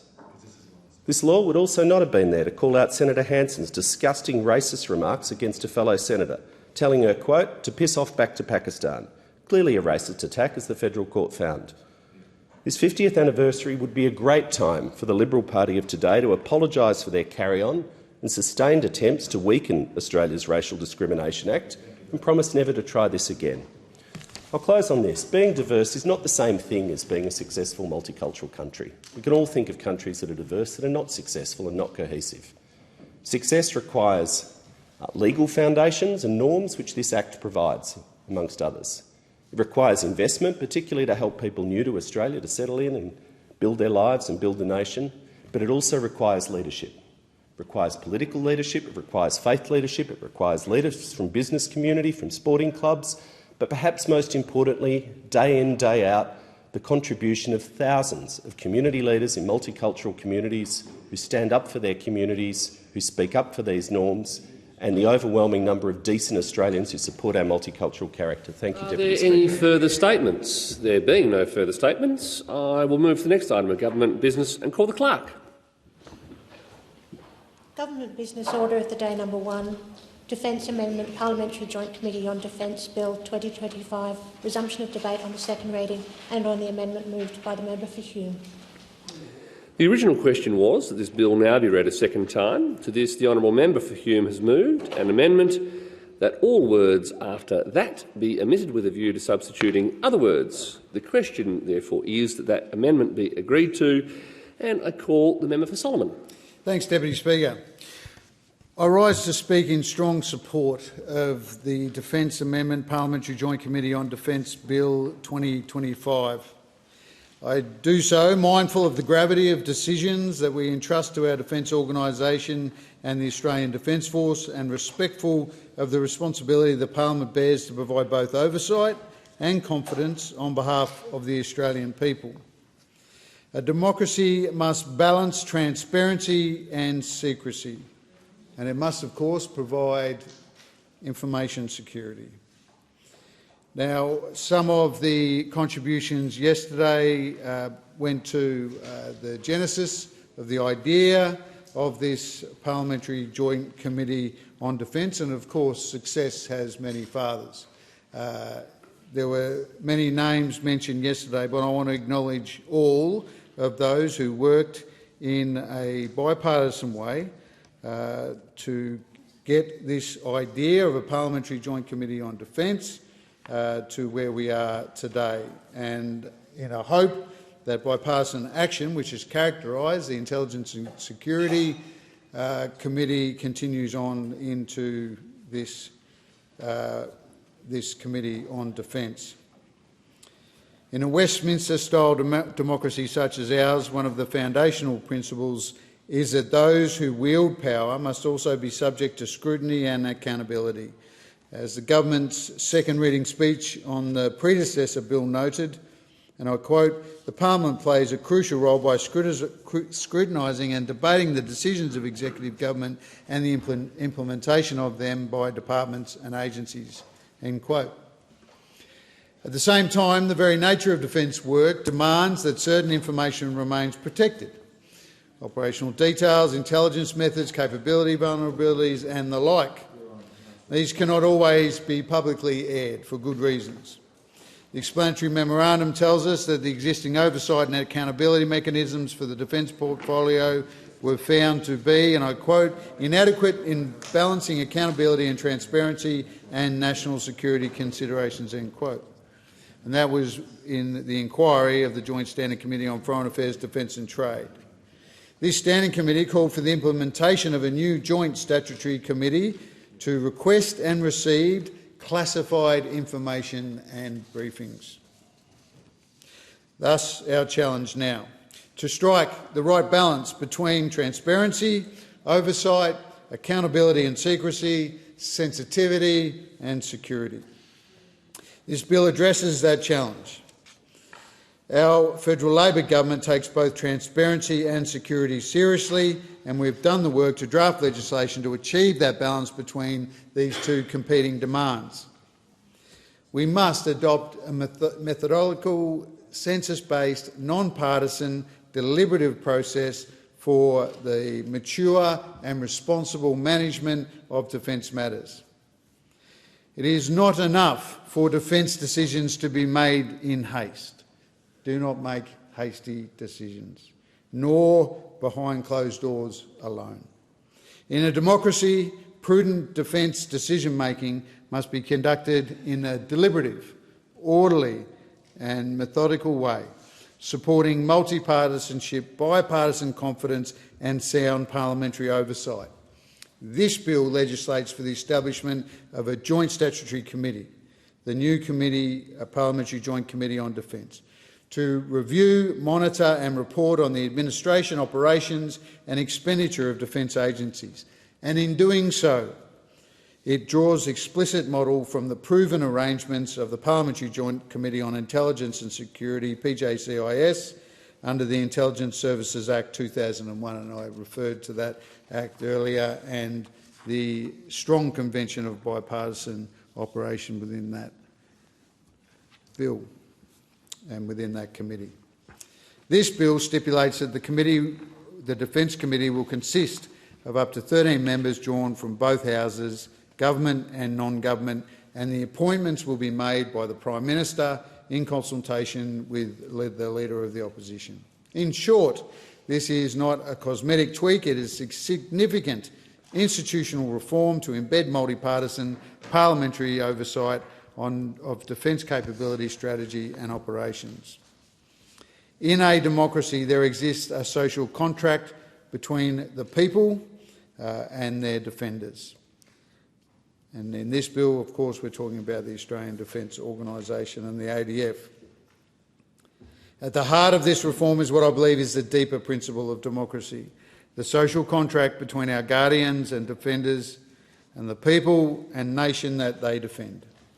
We entrust our defence forces, institutions and agencies with extraordinary powers: the power to use force, the power to deploy capability, the power to make decisions that may risk life, liberty and national interests, and in exchange, the people in Parliament must have the opportunity and the means to verify the application of those powers. So this bill is a recognition of that social contract. It acknowledges that while our defence forces and agencies operate in a demanding and often, importantly, secret environment, their work must nonetheless be subject to democratic legitimacy and oversight. The explanatory memorandum provides that the committee's functions will include reviewing white papers, reviews and other strategic planning documents, scrutinising capability development and sustainment, examining war or warlike operations and monitoring significant non-conflict operations domestically and overseas. And by doing so, the bill strengthens the link between the people's elected representatives and the guardians of defence, and thereby helps reinforce trust, legitimacy and that social contract. The committee will have the ability to inquire into matters on referral by a minister or either House of Parliament, as well as, importantly, more inquisitorial powers that enable it to act on its own initiative in the form of own motion power. The Parliamentary Joint Committee on Defence will be modelled on a proven committee. We know the model works. The PJCIS that I previously had the privilege of serving on has demonstrated that a statutory parliamentary committee with the capacity to receive classified information, conduct secure hearings and hold the executive to account can function effectively. The explanatory memorandum explicitly states that the new committee will be, and I quote, modelled on the PJCIS, end quote, to ensure that it can request and receive classified information and briefings. This committee fills a gap in the current oversight framework by enabling scrutiny of classified matters in a secure setting. And that is, of course, vital because defence oversight cannot meaningfully occur only in public unclassified settings. Some of the most consequential decisions, capability acquisitions, strategic deployments, operational commitments, will always involve sensitive intelligence, classified data and operational detail. The bill provides for powers of the committee to obtain information and documents, to require persons to appear before it and to request briefings from heads of defence agencies, the IGADF and the Naval Nuclear Power Safety Regulator. By aligning with the proven PJCIS model, this bill improves parliamentary capability without reinventing the wheel. The increased scale and gravity of defence investment that we have at the moment demands greater oversight. We know that Australia faces increasingly complex and evolving strategic challenges. We live in an era where Australia is undertaking what our government describes as the biggest peacetime increase in defence spending in our history. $70 billion for defence capability. The scale of investment, the complexity of capability procurement and the global geostrategic environment all compel us to ensure that our oversight is commensurate with that expenditure and with that investment.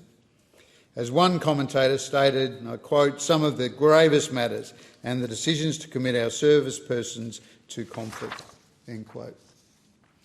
As the scale of investment increases, so too must the extent and effectiveness of parliamentary oversight. The more resources at stake, the greater the need for deliberation, for transparency, methodological process and multi-partisan input. Parliament cannot outsource our accountability to the executive alone. The bill recognises this by giving the new committee the function of scrutinising major capability investments, including the Integrated Investment Program, the IIP, and acquisitions. Defence decisions are often among the most consequential a government makes. The resources committed, the lives affected and the strategic risk that must necessarily be taken. This bill ensures that our oversight architecture is up to the task. And while I have emphasised that the committee will oversee operations and strategy, it must be noted that the committee's oversight also extends to portfolio agencies like DVA, the Department of Veterans Affairs, which will have a key role in implementing the recommendations from the Royal Commission into Defence and Veteran Suicide, the ASA, the Australian Submarine Agency, which will lead us along the optimal pathway in delivery of nuclear-powered submarines, and Defence Housing Australia, DHA, which houses our service men and women and their families, but also, due to previous legislation, allies. This will support and enable a biennial battle rhythm and adaptable policy settings. This will support and enable a biennial battle rhythm and adaptable policy settings. Another key merit of this reform is that it will support the government's move to a biennial battle rhythm of national defence strategies and refreshes of the IIP, the Integrated Investment Program. The second reading speech on the 2024 bill explicitly referenced that the new committee, i.e. the Defence Committee we're discussing, would complement existing oversight by enabling this deeper scrutiny in a classified setting. By embedding the Defence Committee with standing functions to review defence strategies, capability development, sustainment operations, the bill enables our defence policy settings to be more responsive, more adaptable and more aligned with a more frequent refresh cycle, that two-yearly cycle I mentioned. In a rapidly evolving geostrategic environment, the capacity to refresh strategy and investment on that biennial two-yearly rhythm is vital. This committee will provide Parliament with the means to engage with that 2-yearly rhythmic cycle, not simply in the traditional 5 or 10-year cycle, but more dynamically. This committee will deliver trust, oversight and effectiveness during that 2-year rotational process. Deputy Speaker, in summary, the Defence Amendment Parliamentary Joint Committee on Defence Bill 2025 offers a considered reform, grounded in the needs of our democracy, the demands of defence oversight and the responsibility of Parliament. It reaffirms that we balance transparency and the imperatives of secrecy and security, that defence business must be conducted in an orderly, mature, methodical, multipartisan and a deliberative way. The social contract between our defenders, the ADF and the Defence Organisation and our nation must be acknowledged. We give them the means to act. We expect that there is accountability in return. And we do have a proven model on which to base this in the PJCIS. And this bill to focus on defence builds upon that. With the scale of investment increasing and the stakes rising in our geostrategic time, we must ensure oversight matches the gravity of the decisions made. This reform will support our move to a biennial defence strategy and investment and support that rhythm to help our policy settings be more adaptable and responsive.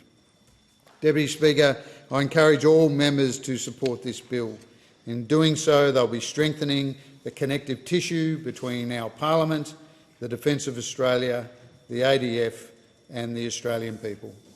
Thanks, Deputy Speaker. The question is that the amendment be agreed to, and I give the call to the member for Goldstein. Thank you, Deputy Speaker. And Deputy Speaker, I'm proud to be able to stand up and speak on this bill, and I want to start by, of course, acknowledging the previous speaker and the previous speaker before that who was speaking on a different matter, because when we're talking about the defence of our country, we are talking actually about a social contract. We're talking about how we keep our country united.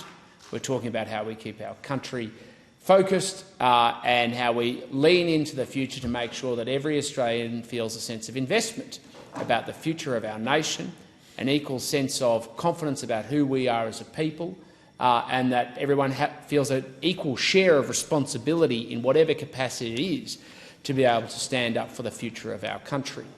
And so whether we're talking about the Racial Discrimination Act, we're talking about any other piece of legislation, or of course the context of the Defence Amendment Parliamentary Joint Committee on Defence Bill 2025, we're talking about how do we enliven that sense of responsibility for every Australian. And one of the principles that sits behind a lot of the legislation, like the Racial Discrimination Act, is making sure that all citizens are equal. All people should be treated equally before the law. This is one of the most fundamental principles that I believe in, not just as a Liberal but as an Australian. And I fundamentally believe that nobody should get any special legal privileges or rights based on their ethnicity, their racial background, their sexuality, their gender or anything else. All Australians are equal. Let's start with that proposition. All Australians are equal. And I will never retreat from that position. And I'm proud to stand for that, Deputy Speaker. It's very important. So when we have laws that give some people some coverage and the same are not extended to others, I will always have an issue. There is no protections like 18C in the Racial Discrimination Act that extend in the context.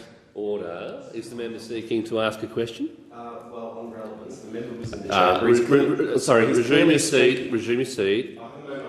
There's no point of order because I haven't yet asked the member if he accepts the intervention. Does the member? It's not an intervention, it's a point of order. They're two different things under the standing orders. I'm not being smart. That's actually true. I'll take. Yeah.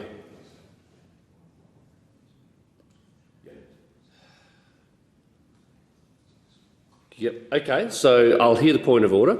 So the point of order is on relevance. I understand the speech that he wishes to make on 18C.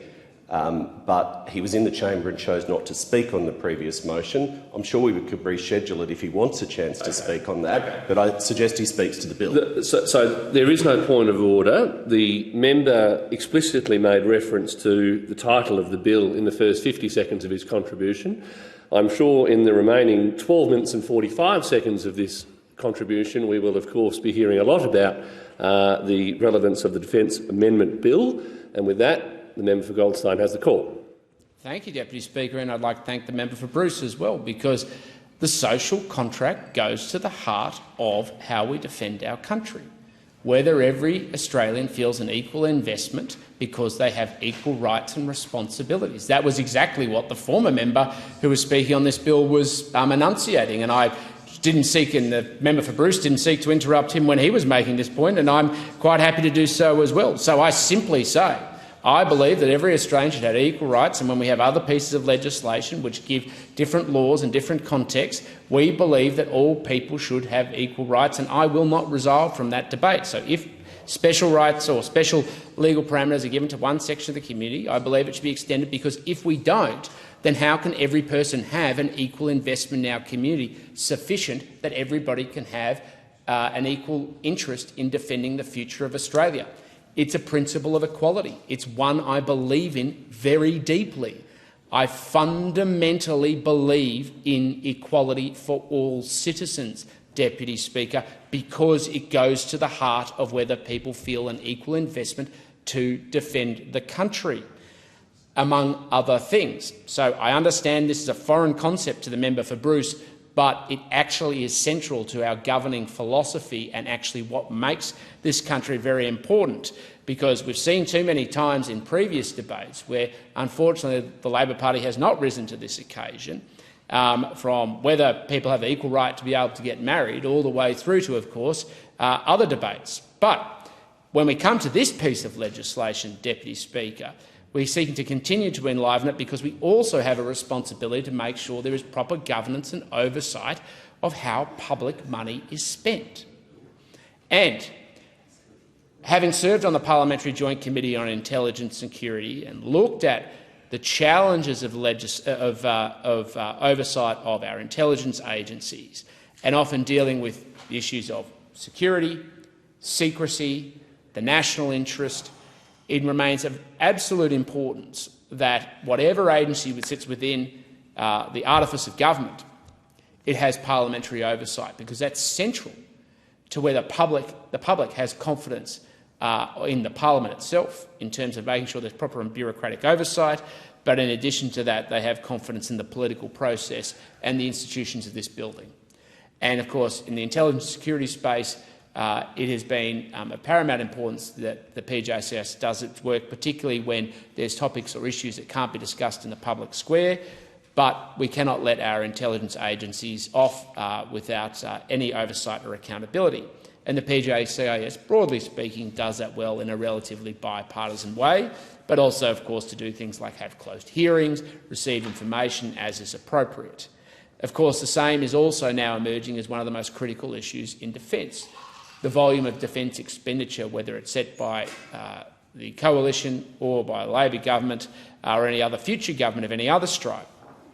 It's important to understand that there is proper oversight to make sure that the Defence ADF has that accountability about their expenditure, because the billions of dollars that will be spent, whether it's on submarine programs, long-range missile programs, or any other type of technology which naturally has a certain veil of secrecy around it because of intellectual property, our relationships and treaties with other countries, must be done in an environment where there's still oversight and good use of public money. This is about making sure that our defence organisations have accountability, but also so that they're kept in check so that they can get the maximum value for the taxpayers' money that they have, because they should be motivated, and I'm not contesting that they are, to do things in the best interests of defending Australia. And accountability, focus, attention on their work to make sure there's a driving down of needless costs and ensuring there isn't waste. And because they also need the backstop to say, we are going to have to report this to Parliament, is just as important for them and fulfilling their function as it is for the role of parliamentarians to be able to go out and hold hand over heart and tell the Australian public, if you want to have an equal investment in this country enough to want to defend it, which is a central pillar of a liberal democracy despite the objections of the member for Bruce, that they need to be confident that there is proper processes in place. Of course, this is a long legacy, or an evolution of a long legacy of propositions put forward by the Coalition, from the late, great Senator Jim Molan, Linda Reynolds and David Fawcett, who all championed different forms of parliamentary scrutiny and oversight in their different capacities in these roles.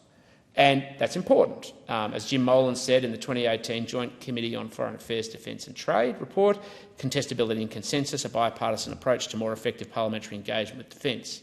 Defence is one of the most important priorities of any national government. Greater bipartisanship on defence, reached through debate and contest on this new committee, will help to produce better policy outcomes to develop the capability Australia needs to defend ourselves into the future. And I think that's worthy and just contribution, and shows that this has been a long-standing discussion to get to a point where the ADF is brought within the fold of the parliamentary system to mutual benefit. I think it really is incredibly important that we have also a continuity around oversight, and that builds up institutional capacity within the ADF as well as within the parliament, because, you know, electoral fortunes mean that at any given time some of us may or may not be here, and the carriage of programs across parliaments, both on the ADF side but also on the parliamentary side, is an important part of the institutional memory of both institutions to build public confidence as well. But one of the most important things we need to make sure is this committee is focused on the core purpose, which is lifting the standard of the expenditure of public money and lifting the standard of the output of the ADF. And that's why it's very important that those who are on the committee are focused on governance, not on grandstanding. And we know in the context of the PJCIS there's been a generally long-standing principle that there are representatives from the government and the opposition, because that is broadly the alternative choices for those who take responsibility of the Treasury benches. And that has worked very well. I know there's always other members of parliament from minor or independently minded, hopefully temporarily, communities who like to find their way into closer proximity to power but never want to take any of the responsibility associated with it to grandstand. Needless to say, I have a lot of views on that subject matter, Deputy Speaker, but I'll reserve them for another day. But let's say that now all of a sudden the member for Bruce wants me to go off topic. However, I've been given an invitation to move off topic. However, the point is, great power comes with great responsibility, and that's actually never lost. And this is one of the things genuinely that I think is harder sometimes to communicate to the public.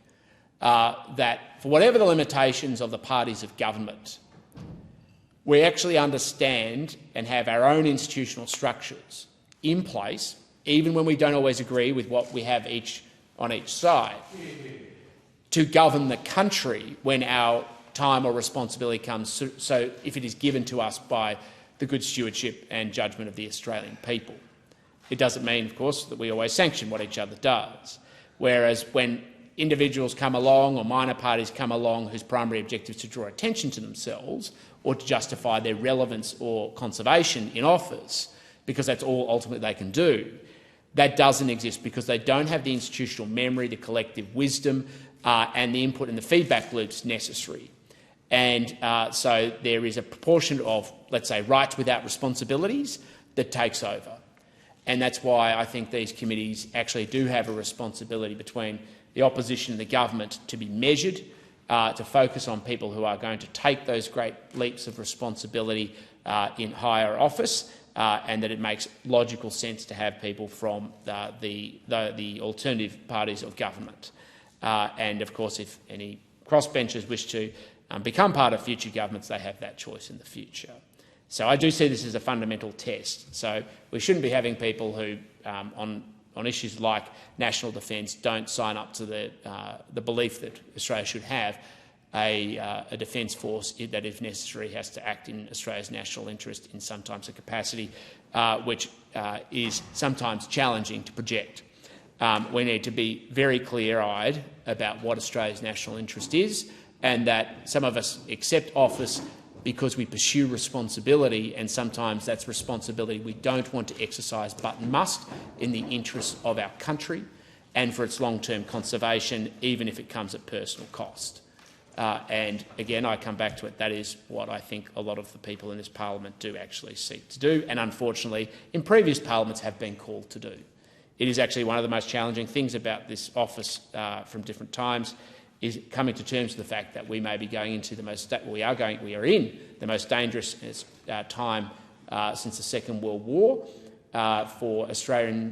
We've never had a time where the theatre of contest is so clearly within our region, and that brings out many challenges for us as members of parliament, those who may be key decision makers, obviously presently for those members of the Labor Party, and that the decisions we make today will have material long-term consequences about the world that our children grow up in, but also the safety and security that every Australian will feel into the future.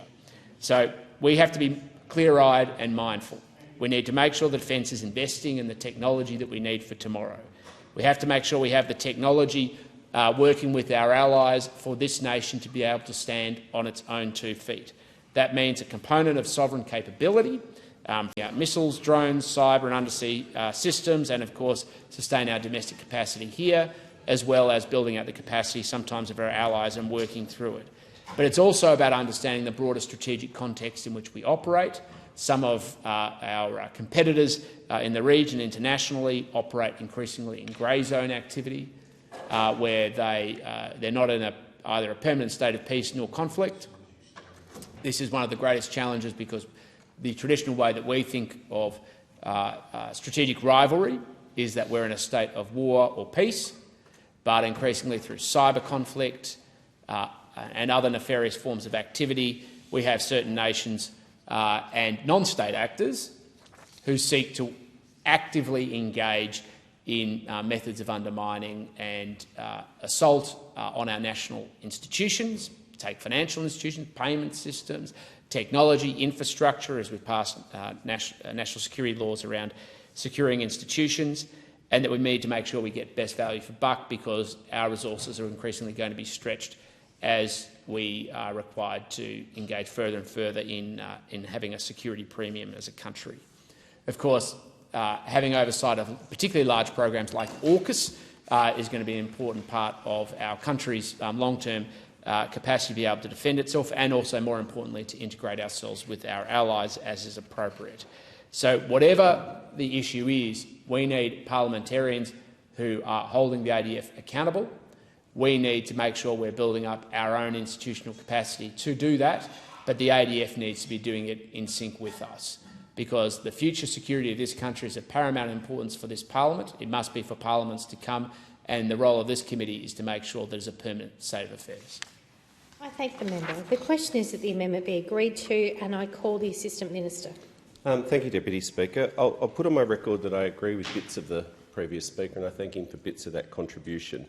I'm fairly sure, having listened to the speech, I'm fairly sure that he's suggesting that he may support the bill, or that the opposition supports the bill this term. I didn't hear an unequivocal statement that they're going to vote for this bill this term, because they voted against it last term. But I'll remain reasonably optimistic. It is a bit hard to know.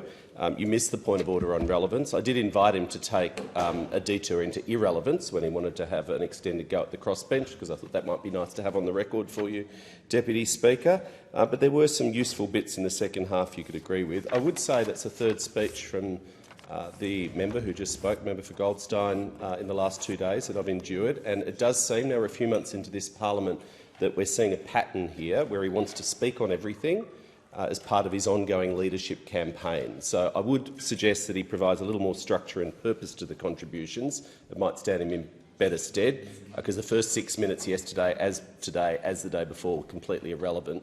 I think yesterday, 4.5 minutes in, he called relevance on himself before the Deputy Speaker pulled him up, but here we are.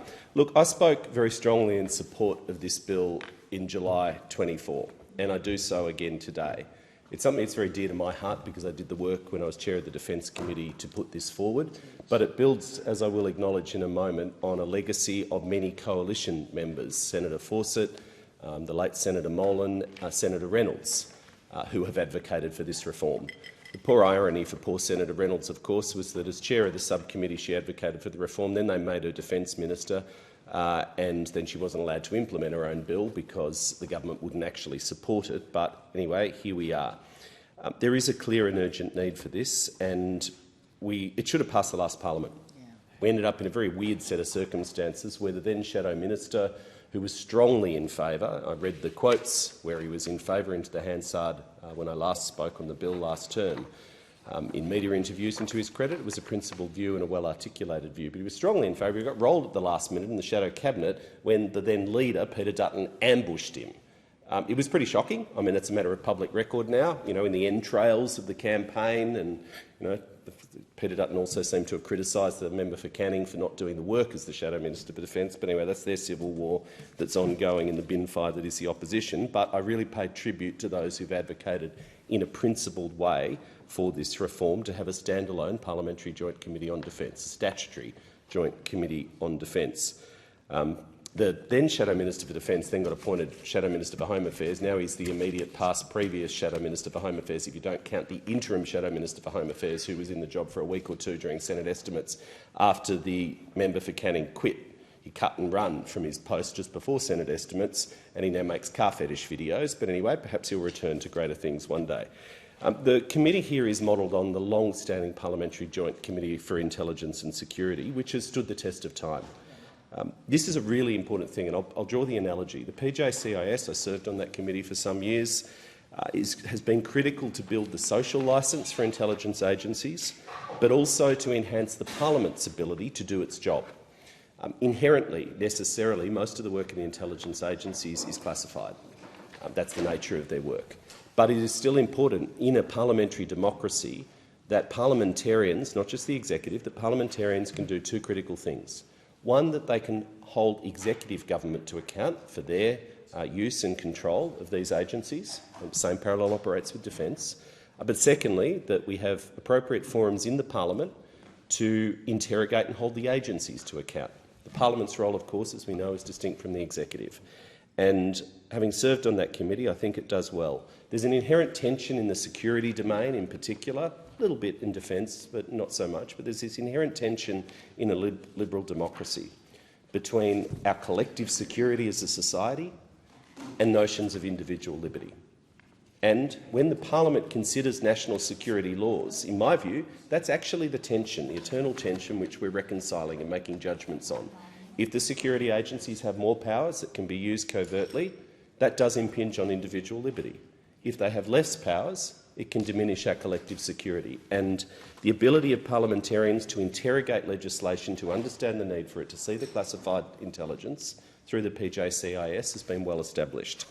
I pay tribute to the Hawke government, and particularly to Prime Minister Bob Hawke, for the creation of the then Parliamentary Joint Committee on ASIO, as it was, which has later morphed into the PJCIS. That was an act of courage, because those who've studied the history of this would know about the two Hope Royal Commissions in the late 1970s and then I think the early 80s. There were two Royal Commissions headed by Justice Hope to examine the intelligence agencies. The second of those Hope Royal Commissions explicitly recommended to the Hawke government that there be no such committee. So the Royal Commission said to the government, do not set up a parliamentary committee to oversight the intelligence agencies. Prime Minister Bob Hawke and his cabinet made the right call to reject that recommendation and say no. Parliamentary oversight of this part of our national enterprise is important, it does matter, and it was legislated into being, and as I said, I think it stood the test of time. This Prime Minister, Albanese, with the support and stewardship of the Deputy Prime Minister, Minister for Defence, I think in future years and decades to come, will be seen to have made the right leadership call, finally, to do what has long been called for, including by numerous Liberal MPs, yet their own leadership was too spineless to stand up to those in the defence establishment. This is not a universally loved proposition, but it does have a lot of supporters in the defence establishment once they've thought it through, because this committee has the potential to do a lot of good, to transform the institutional relationship between defence and the parliament over time, to support our Westminster system, to prepare, as the former Speaker rightly said, to prepare the alternative government, because there are changes of government, to actually move straight away into their critically important job in defence, because they will have had classified briefings. They will understand the threats that we face. They will understand the capability acquisitions and the rationale for them. They'll understand which projects are on track and off track, and they understand the job that they're walking into. That's been a function of the PJCIS for decades. Senior members of the opposition serve on that committee and are better prepared to take on their roles if there is a change of government, which is obviously, I hope, a long time away. But of course it will happen in a Westminster system one day in the future. I acknowledge the point that the member for Goldstein rightly made. He defined it, I quote, "A core purpose is to scrutinise public expenditure and raise the standard of the ADF." He said that's the core purpose of the committee. I don't fully agree with that. I think that's part of the purpose, but there is more. There's another broader purpose, which was actually the genesis for this piece of legislation, which was an inquiry that the member for Macquarie here and I served on, that I chaired, which was the first serious examination for decades of war powers, of how Australia goes to war. I think there is no graver decision which executive government could make to take our nation to war. To commit to armed conflict, to enter into armed conflict and put the lives of the men and women of the ADF and our service personnel at risk. And indeed, if the worst happened, to risk the future and survival of the nation. That is the gravest responsibility any government bears. And there are legitimate questions, and have been in the community for a long time, how those decisions are made, the transparency of them. Part of the point of this committee is to improve the transparency and accountability of how those decisions are made, to provide a statutory classified forum where parliamentarians from both sides, the backbench, the non-executive members, can be briefed in to understand the rationale, the intelligence, and, importantly, to then better oversight a government's conduct of armed conflict operations and war. There are appropriate restrictions and protections in the legislation for the secrecy of the information which would be provided to this committee, just as there are, including criminal offences and jail terms, for members who may choose to try and leak or misuse the classified information. Those provisions are built into this bill. But I really put on the record the importance and the significance of this change for the relationship between the parliament in our democracy and the defence establishment shouldn't be underestimated. We do, as the former government said, and this government has rightly continued to say in our statements, but also the official documents, the Defence Strategic Review and our national defence strategies. We do face the worst strategic circumstances which our country's seen since the Second World War, and deteriorating. In response, the government has sensibly and rightly increased significantly the investment in defence, and that will continue at record levels and set to grow. I noted some of the backhanders of the previous speaker about the government's management of defence and suggesting that it all had to be held to account. Of course it does. The Audit Office does its job. The Defence Committee, the new Defence Committee, will be able to do its job. I would point out, of course, it was not our government, it was the coalition that saw 28 projects running a collective 97 years late. It was the previous Prime Minister in particular who was all about announcement but never actually delivering on the capability. We'd all remember the press releases. You'd run out of Australian flags often for the announcement, but then when you go and look in the budget papers, there's no money or it's under budgeted. They'd announce the capability, but they wouldn't put the order in. How many submarines did they announce? We had the Japanese and we had the French. Then they ripped those up, literally billions of dollars. You could have the ATMs whirring, flowing the cash right through the wind, out on the Oval, out in the forecourt of Parliament. Everyone could pick up their money. Billions of dollars, completely wasted. They never placed an order for a submarine. They're the kinds of things that can and should be explored in a classified forum. And then, of course, the one policy that the former previous Shadow Minister for Home Affairs, the former Defence Shadow Minister, member for Canning, as I said, he makes car fetish videos now, but when he wasn't doing that, he was putting out the one policy he was allowed to release at the last election, which was their genius idea to order another squadron of F-35s. Okay? You can argue the case for that capability. Hasn't been identified as a priority through the proper thoughtful work, but that was their election platform, fighter pilots. Well, actually, Deputy Speaker, it wasn't fighter pilots, it was some planes, because they hadn't budgeted for the fighter pilots, they hadn't budgeted for the sustainment, they hadn't budgeted for the petrol. So their genius idea was to order another squadron of planes that would sit on the tarmac and, scare the enemy, knowing they couldn't fly. It was as clever as the press releases. They thought the ADF could run onto the battlefield waving press releases of capability that never actually came.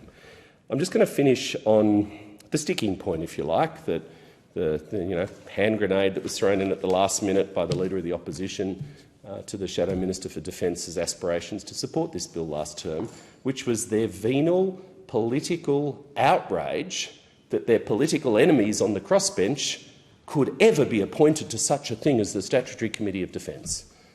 The points that I've made in private, then, before then, since then, as this matter has continued to be talked around the halls, and I've said them publicly, I'll say again. The composition of this committee is modelled on the tried and tested model of the Parliamentary Committee, Joint Intelligence and Security Committee. It is a matter for the Parliament of the day, rightly, the composition of committees, and we put that in legislation here. This committee has an extra provision that the Prime Minister has to appoint them for obvious reasons, for extra safeguards, that they're appropriate to serve on the committee in terms of handling that kind of information that they handle. But the idea that we should write into legislation forevermore a requirement that currently large proportions of the Parliament be deemed unsuitable or locked out from ever engaging in our national defence is offensive and ridiculous. But, I'll finish on this point, it's also incredibly naive. Because the fact is, around a quarter of Australians now don't vote for the major parties. Right? Now, I'm a big defender of the party system. You know, I know you, we were elected together, we've had this chat, we have different views on this. I think in a Westminster democracy, political parties perform an essential public good. They bring together people of similar values, not always the same ideas, and they do the hard work of actually putting forward a platform for government, because you change the country for the better through being in government, not through sanctimonious press releases and nice speeches and media stunts. That's my belief. Others can have a different belief. I don't believe overwhelmingly in independence in the Parliament. I don't think they do the work of an opposition, and I don't think they do the work of a government. And I respect the individuals and the nature of your service. But Australians have every right to make their own choices, and we need to respect the choices that are made. If we're serious about arguing for greater defence expenditure, if we're serious about persuading that quarter, perhaps larger in some places, of the Australian people who don't vote for the major parties, then we shouldn't be terrified of the idea of having one appropriate crossbencher on the committee. I'm not speculating about the government's intentions. I don't know what the government's intentions are, not my portfolio. But I just make the principled point that I can imagine multiple scenarios where it would be an enormous advantage for the Parliament, for the government, for the defence establishment to have a skilled, experienced crossbencher on the committee, able to talk persuasively, having been briefed in, to that part of the Australian polity,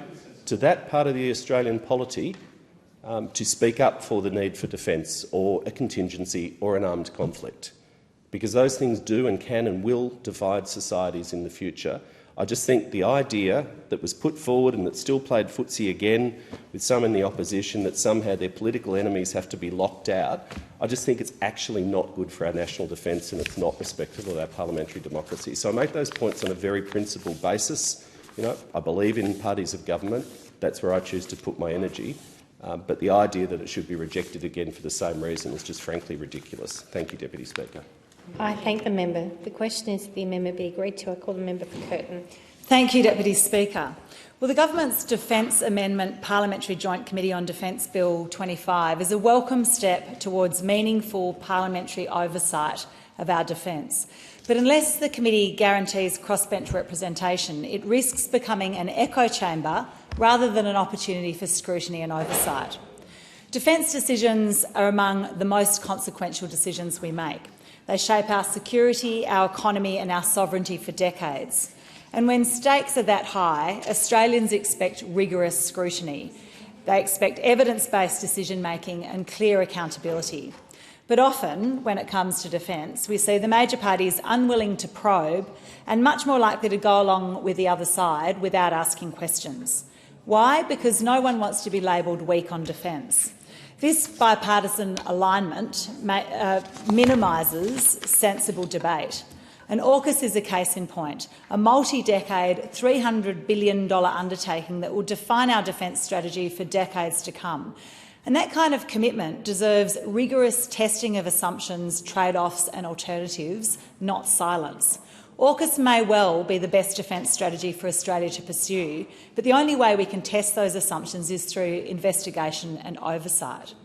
Now, the bill amends the Defence Act to establish a Parliamentary Joint Committee on Defence with powers to review administration and expenditure of Australian defence agencies, scrutinise capability development and acquisitions, and consider strategy and planning documents, examine operations in war and significant non-conflict operations, request briefings from the heads of defence agencies, the Inspector-General of the ADF and the Director-General of National Intelligence, to inquire into other matters relating to Australia's defence agencies under the committee's own initiatives, and report to the Minister and to both houses. And let's start with the good things about these changes. Well, this provides a secure statutory forum so the Parliament can see classified material on capability, schedules and risks, something that Senate estimates cannot reliably provide. It provides an end-to-end remit across strategy, capability, acquisition and operations, so the committee can trace decisions from concept to delivery.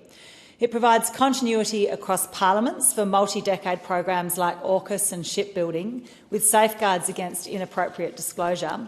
And it provides oversight of independent regulators, such as the Inspector-General of the ADF, so integrity and safety can't be sidelined. But there is a strong argument that this bill doesn't go far enough on transparency. Let's set that aside for now. It is, at minimum, this is a step in the right direction. But the bill has one serious problem. It has no guaranteed crossbench representation. The bill sets up a committee with 13 members, 7 from the government and 6 non-government members. But there's no guarantee of crossbench participation amongst the non-government members. And the nomination process also requires consultation with recognised political parties, but no obligation to consult independents. So in practice, membership can be stitched up between the two major parties. Now, if Parliament is serious about independent oversight, it must include independents in its membership. And let's remember that in the last election, independents and minor parties received 34% of the national primary vote, more than the Coalition on 32% and just slightly below Labor on 35%. So it's vital that our committees, which play a crucial role in scrutiny and oversight, reflect the composition of the Parliament and the will of the Australian people. Now, the bipartisan bind on AUKUS is the perfect example of why crossbench scrutiny of defence decisions is necessary. Let's remember that when AUKUS was unveiled in September 2021, Labor's shadow cabinet backed it within 24 hours of the initial briefing. Classic evidence of both sides rushing to avoid a political wedge rather than inviting open national debate. Now, I have no problem with the major parties deciding to agree when it's based on substance. But this is bipartisan support for political reasons, not necessarily because AUKUS was the best way to go. Neither major party wants to ask hard questions on costs, delivery feasibility, conditions attached by allies or opportunity costs. Member for Curtin, there's a division called. A division has been called for in the House. The proceedings are suspended to enable honourable members to attend the division. The proceedings will resume when the Chair of the Federation Chamber is resumed and the division and subsequent divisions.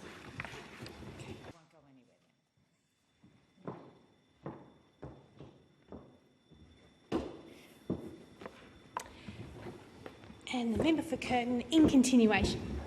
Neither major party wants to ask hard questions on costs, delivery feasibility, conditions attached by allies or opportunity costs. Crossbenchers are often willing to ask the hard questions and do the work.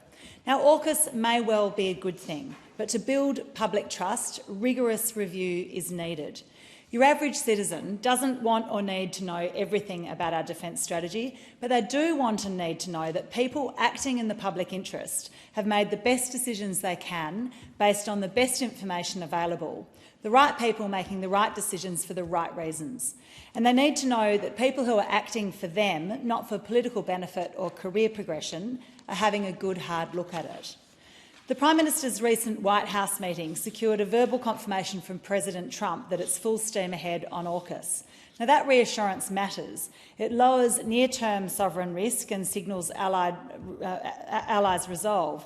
But it's not a reason to suspend scrutiny. Even at that meeting, the US Navy Secretary said that there were some ambiguities in the deal. Now, let's consider how many uncertainties remain in the AUKUS Pillar 1 agreement that Australia is spending $300 billion on. These demonstrate why scrutiny is required. Firstly, will the Virginia-class submarines actually be effective? Their advantage is in being much harder to detect than traditional submarines, but the detection technology will have improved significantly by the time we start receiving these subs in the 2030s.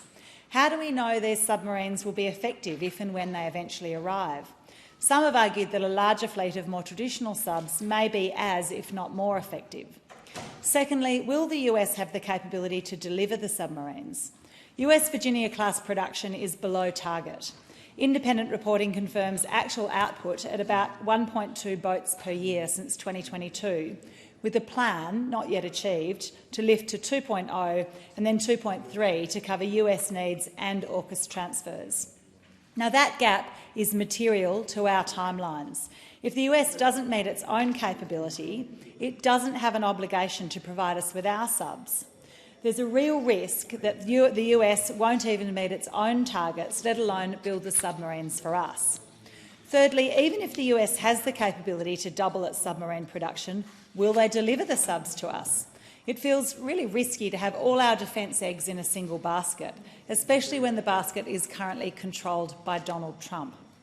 Now, we need to ask and answer these questions to have confidence that our $300 billion is actually being directed into a project that will support the defence of our borders. The major parties won't ask questions for fear of exposing their political party, but the crossbench will. Beyond AUKUS, the Australian National Audit Office has found a range of concerning features in defence agencies and expenditure, and that demonstrates why real oversight and questions are required. The ANAO has found persistent schedule risk. The 2023-24 NPR reports a 25-month average slippage across major projects. Now, slippage reduces capability availability and increases cost risk. It's also found procurement governance and probity gaps. The 24 munitions audit found important governance weaknesses and probity gaps. Defence formally accepted the findings and the recommendations. And the ANAO has also found that domestic industry participation has not been maximised. The 25 audit concluded Defence's arrangements were only partly fit for purpose and didn't effectively implement or monitor industry participation commitments in sampled contracts, and Defence agreed to 9 recommendations around this. They also found that public reporting on the Integrated Investment Program was only partly effective. The ANAO found that gaps in the framework guiding public reporting on the Integrated Investment Program were a real problem and recommended stronger governance and transparency. Now, these are not isolated blips. They're consistent weaknesses in one of the Commonwealth Government's most important functions. And this is why parliamentary oversight is a good thing, and why this oversight needs to involve a genuine and constructive examination of the issues, something that the major parties may not deliver for fear of being labelled weak on defence. Now, the opposition has proposed a second reading amendment on this bill, requiring that membership of the committee be dependent on holding particular beliefs about spending, threats and AUKUS. Now, even if I happen to hold these beliefs, I see this as being deeply problematic and really quite ridiculous. So much for the separation of powers. The parliament and parliamentary processes are meant to hold the executive to account. And the questions that can be asked in these committees should be able to cover and express any range of views. Our big spending in this area should be able to stand up to rigorous examination.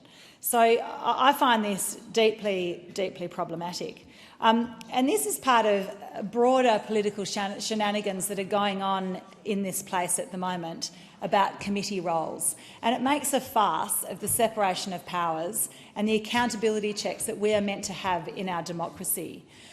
Committee positions should not be used as treats or as weapons for domestic political purposes, but as a really important part of our system to ensure that we are making good decisions. So I would encourage the opposition and also the government to stop its silliness and take on its role, recognise that committees play an important and serious accountability role. In closing, I support the creation of a Parliamentary Joint Committee on Defence. It's a necessary accountability measure, but who sits on it will determine what it actually does and the scope of its inquiries. So I think the government should guarantee crossbench representation and mandate consultation with independents when nominating members, not just recognise political parties. Our defence deserves proper scrutiny and an examination. And this isn't a radical ask. There are other committees that specify that the crossbench should be represented on those committees. Putting independents in the room would certainly be a step in the right direction to ensure genuine engagement and open-minded and fearless engagement with the issues, and also honour the purpose of committees as an accountability measure in our democracy. Thank you. I thank the member. The question is that the amendment be agreed to. I call the member for Macquarie. Thank you, Deputy Speaker. I'm very pleased to speak on this bill, which is coming before the parliament. It's very similar to a bill that we put forward in the last parliament, and I'm pleased that it's coming to the parliament again. So this bill is about establishing a parliamentary joint committee on defence, the PJCD. That's going to— people who come in halfway through this will have little idea what we're talking about, I suspect, in these debates. But it's modelled on a committee we already have, which is the Parliamentary Joint Committee on Intelligence and Security.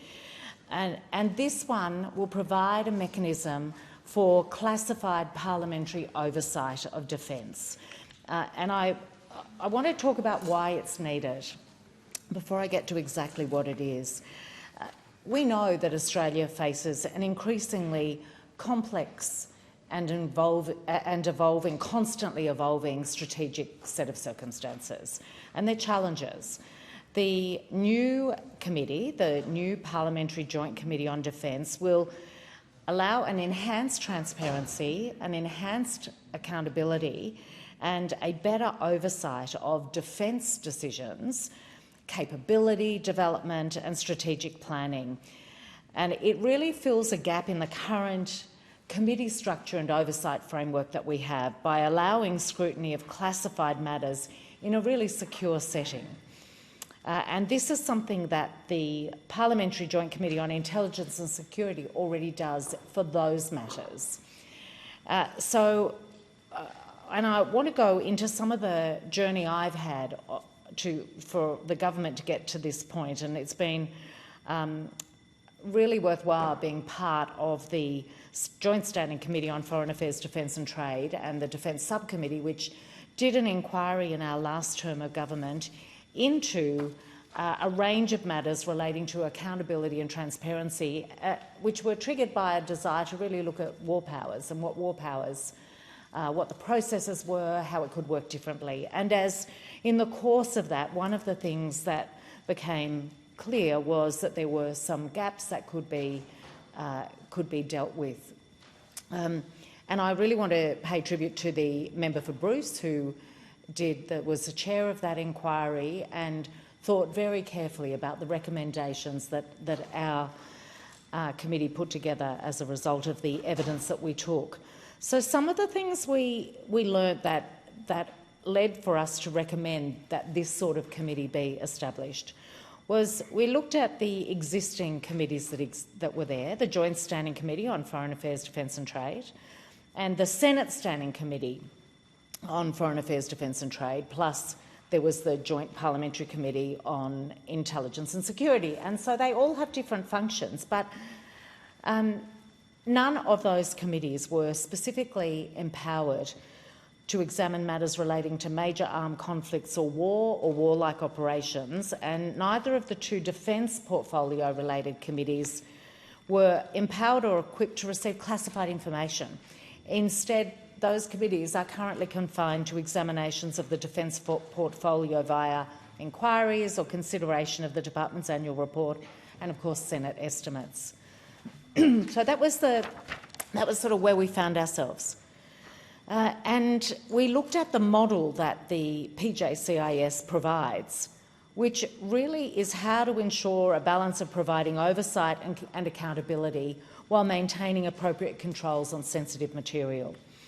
The Parliamentary Joint Committee on Intelligence and Security has a particular composition and functions that are laid out in legislation, just as this committee will be. And it establishes limits to the committee's roles and powers. So, for instance, unlike most parliamentary committees, the PJCIS is enabling legislation does permit the release of classified information to its members in order to fulfil its legislated mandate. But it does place restrictions on members and Secretariat staff regarding disclosure or publication of that information. And breaches of those restrictions are liable to attract a penalty of up to 2 years imprisonment. So that's the level of detail it has. And you'll see that this provides a model for how the government is moving forward with this new Defence Committee. During the inquiry, a range of benefits of having something similar for the defence space were highlighted to us in the evidence that we took. You know, improving parliamentary oversight of defence-related matters was a really key one. Providing a venue for defence to be able to provide and give us classified briefings to the parliament where it was required and appropriate. Also, an increasingly informed accountability and scrutiny by the parliament, and in particular those committee members, over defence-related matters, through the ability to interrogate issues which are otherwise difficult due to classification issues. So they were some of the advantages and benefits that we saw would flow. And that the subcommittee report that was put forward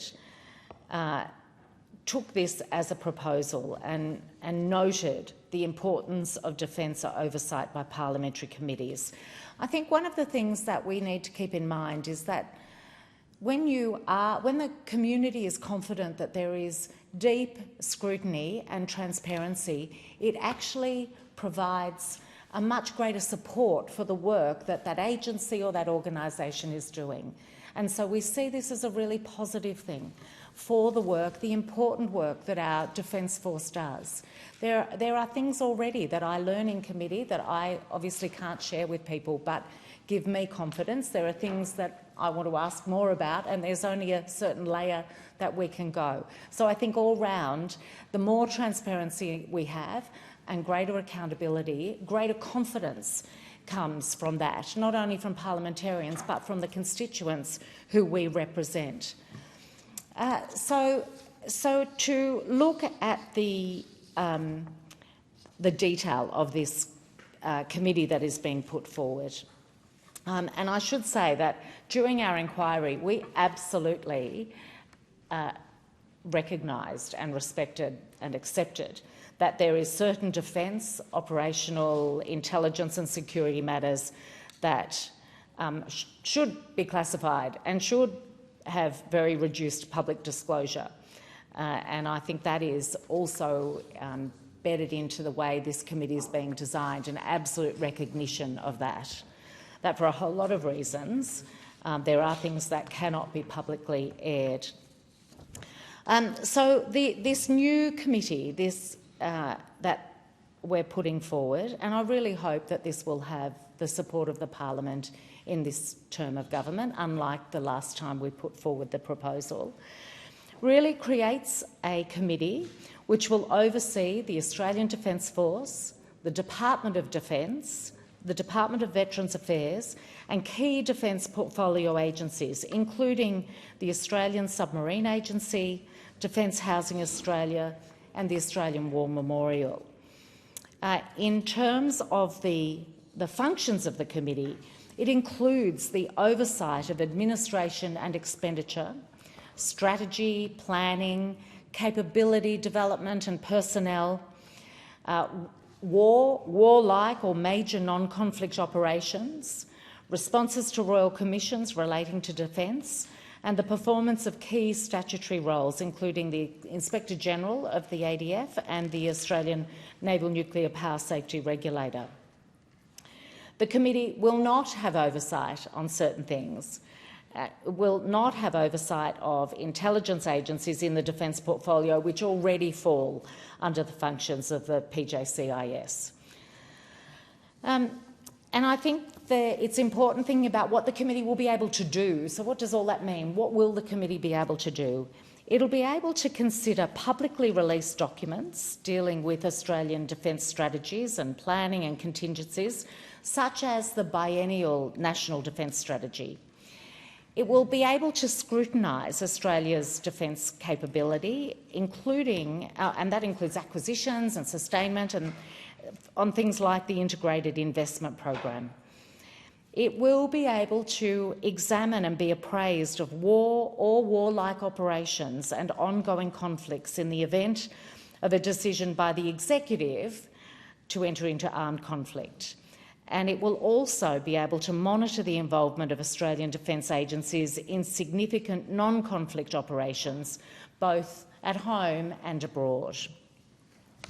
Obviously, receiving access to classified information is crucial to carrying out these new functions and these oversight functions. And along with the opportunity to access that information obviously comes huge responsibilities for the members of that committee.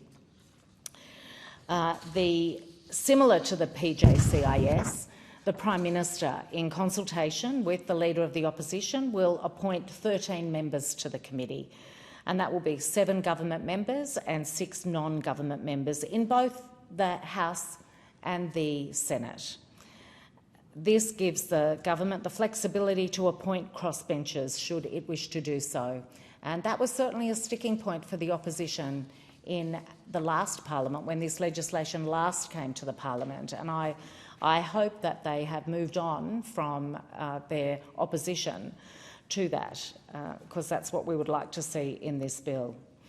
As I mentioned, there will be strong protections on the information that parliamentarians receive, as it should be. The bill includes strict criminal offences for unauthorised disclosure of protected information, including operationally sensitive material and information that could prejudice national security or defence operations. These provisions apply to committee members, to their staff and any other individuals involved in the committee's work. Disclosure of such information, even for it to be disclosed to the PJCD, will require ministerial authorisation, and the minister may issue binding certificates to prevent its release during committee proceedings. To uphold confidentiality and integrity, the bill introduces criminal offences for unauthorised use or disclosure of protected information, and that applies to committee members, to staff and attending members of Parliament. These provisions will be modelled on the Intelligence Services Act of 2001. So this is a really significant piece of legislation, and some people might go, oh, it's just a committee. But in fact, the way our committees work in Parliament, we work across the Parliament often in an absolutely bipartisan or multi-partisan way, as we're exploring issues and trying to understand what is really happening. So these committees are not, you don't see in these committees what you see on the floor of the Parliament in question time. These are not performance spaces. These are spaces where we diligently work through. The opposition is surprised that I would describe question time as a performance. It is a performance for us all, and we have a press gallery watching us very closely. But in the committee space is one where we work alongside each other rather than in an oppositional way. Now, we don't always end up exactly on the same page, but we work closely together, collegiately, wherever that is possible.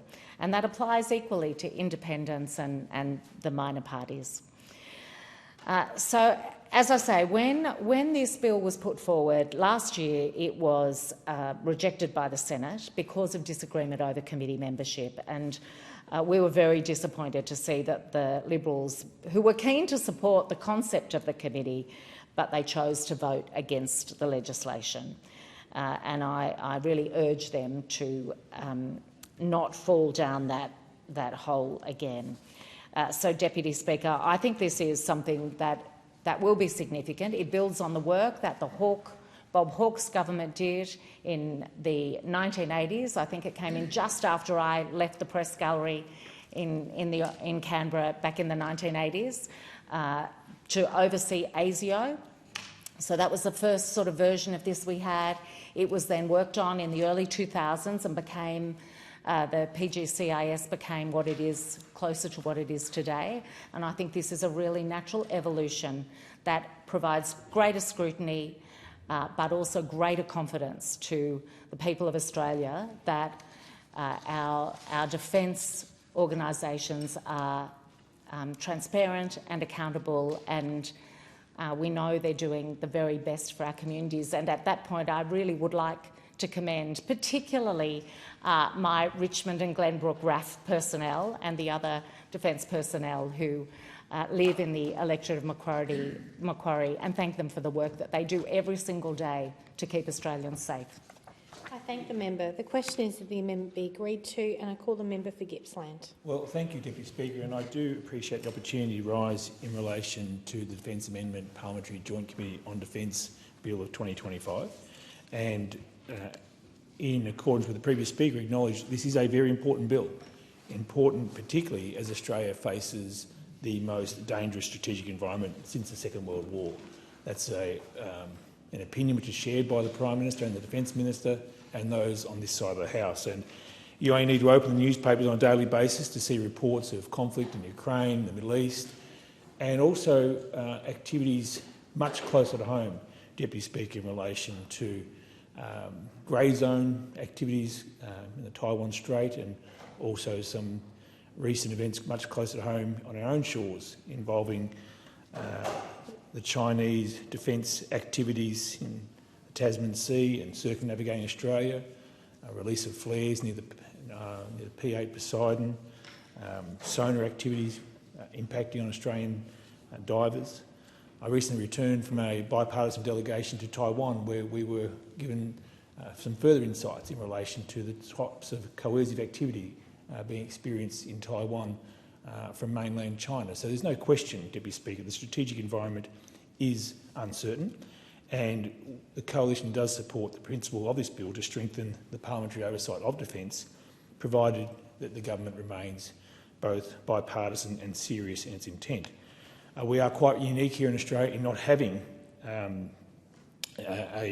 oversight committee of this nature for defence among our AUKUS partners, and so I think it is time for such an approach. And the committee must build confidence in defence, not become another platform for political gains. And there's a lot to be gained, Deputy Speaker, by increasing understanding in this place of our Australian Defence Force and how it operates. And I really do need to note that this week we have the privilege of 47 Australian Defence Force personnel in the Parliament as part of the Australian Defence Force parliamentary program.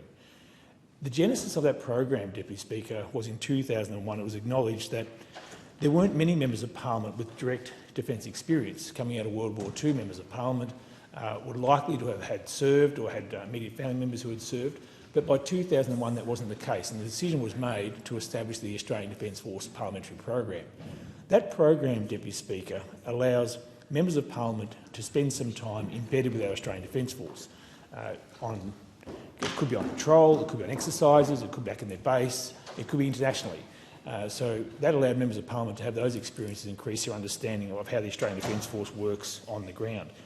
The reciprocal of that, Deputy Speaker, is the opportunity for the Defence Force personnel to spend a week in Parliament. I think they get the rough end of the deal. We get out and about and have some time in some more incredible locations where they are based. They get to spend a week in Canberra. But nonetheless, from the conversations I've had with many of the participants this week, I've gained some additional knowledge. They've shared their insights into their jobs and what they're doing in the defence of our nation, and I want to thank them for that, Deputy Speaker. I want to thank them for being so forthright, but also thank them for their service to our country. The men and women who put on the uniform, who have signed up to place themselves in harm's way if required, are doing that to secure the freedoms we enjoy today. And I think this Defence Joint Committee has the potential to add to that mutual understanding and to strengthen those links between this building, the Parliament of Australia, and the men and women who serve in uniform. But this new committee must not add to the bureaucracy, it must enhance it. It provides a trusted forum to scrutinise programs and delivery without undermining Australia's national security or strategic objectives. Now, Deputy Speaker, I would hasten to suggest that if this joint committee was in existence already, we would have saved ourselves, we certainly would have saved the Minister for Veterans Affairs and Defence personnel from quite an unseemly debacle which is unfolding in relation to his changes to the Defence Honours and Appeals Tribunal. What we've seen with this bill, Deputy Speaker, could have been avoided if there was a committee in place to provide that full and frank advice to the government members before they got to the point where legislation was on the on the floor of the chamber. Yesterday, the Minister for Veterans Affairs suggested that my blood pressure was increasing and that I was particularly agitated about the issue. I want to assure the Minister for Veterans Affairs my blood pressure is the least of his worries. The people in our veterans community, the Australian Defence Force personnel, are furious about these changes that he's proposing through the legislation. If he'd actually engaged with the veterans community, with ex-service organisations or current serving Australian Defence Force members, he would have known within a minute or two, Deputy Speaker, that this bill is unloved because it takes away the rights of veterans and ADF personnel to seek a review of Defence Department decisions. Now, yesterday in the chamber, Deputy Speaker, the Minister accused me of creating anxiety and uncertainty. He thinks, I appreciate the flattery, Minister, but he thinks that I have the power to concoct the action which is coming his way from the organisations which are opposed to his legislation. He flatters me enormously to think that I have that capacity, because there were 63 submissions, Deputy Speaker, to the Senate inquiry into the Defence Honours and Awards Appeals Tribunal changes. 63 submissions. 62 of those submissions were against it. Now, if the Minister seriously thinks that I've got enough time to write 62 submissions and send them out to different organisations to sign them and send them in, he has a much higher view of my capacity than anyone in my office does, Deputy Speaker. 63 submissions, 62 against. The only organisation which gets to the point of this committee, the only organisation which wrote in favour of the legislation, was the Defence Department. The Defence Department wrote the legislation, so thankfully they still back their own legislation. But what we've seen in the context of the need for additional oversight of defence is that this legislation came to the chamber with no consultation, a complete lack of respect for current serving personnel and our veterans community and their families, and there is no support in the broader community. Now, when the legislation actually made it before the chamber, Deputy Speaker, the Minister spoke and introduced the bill. Those on our side spoke. How many of the 93 backbenchers in the House of Reps for the Australian Labor Party do you think would come in there charging behind the Minister and backing him up on this most important legislation? Would it be 20? 30? 40? One. One member spoke in favour of the bill. Just one. The first-term member for Sturt, she must have copped the talking points and was dragged in there to have to speak in support of the bill. But when it came time to vote, they all turned up, they all voted for it, and I fear, Deputy Speaker, that they didn't really know what they were voting for. Because if they knew what they were voting for, they wouldn't have supported it. Now, again, the Minister suggests that I have the capacity to create anxiety and uncertainty in relation to this bill, but the evidence to the tribunal from independent sources would suggest it's not just me who is frustrated and angry by the government's approach to this issue.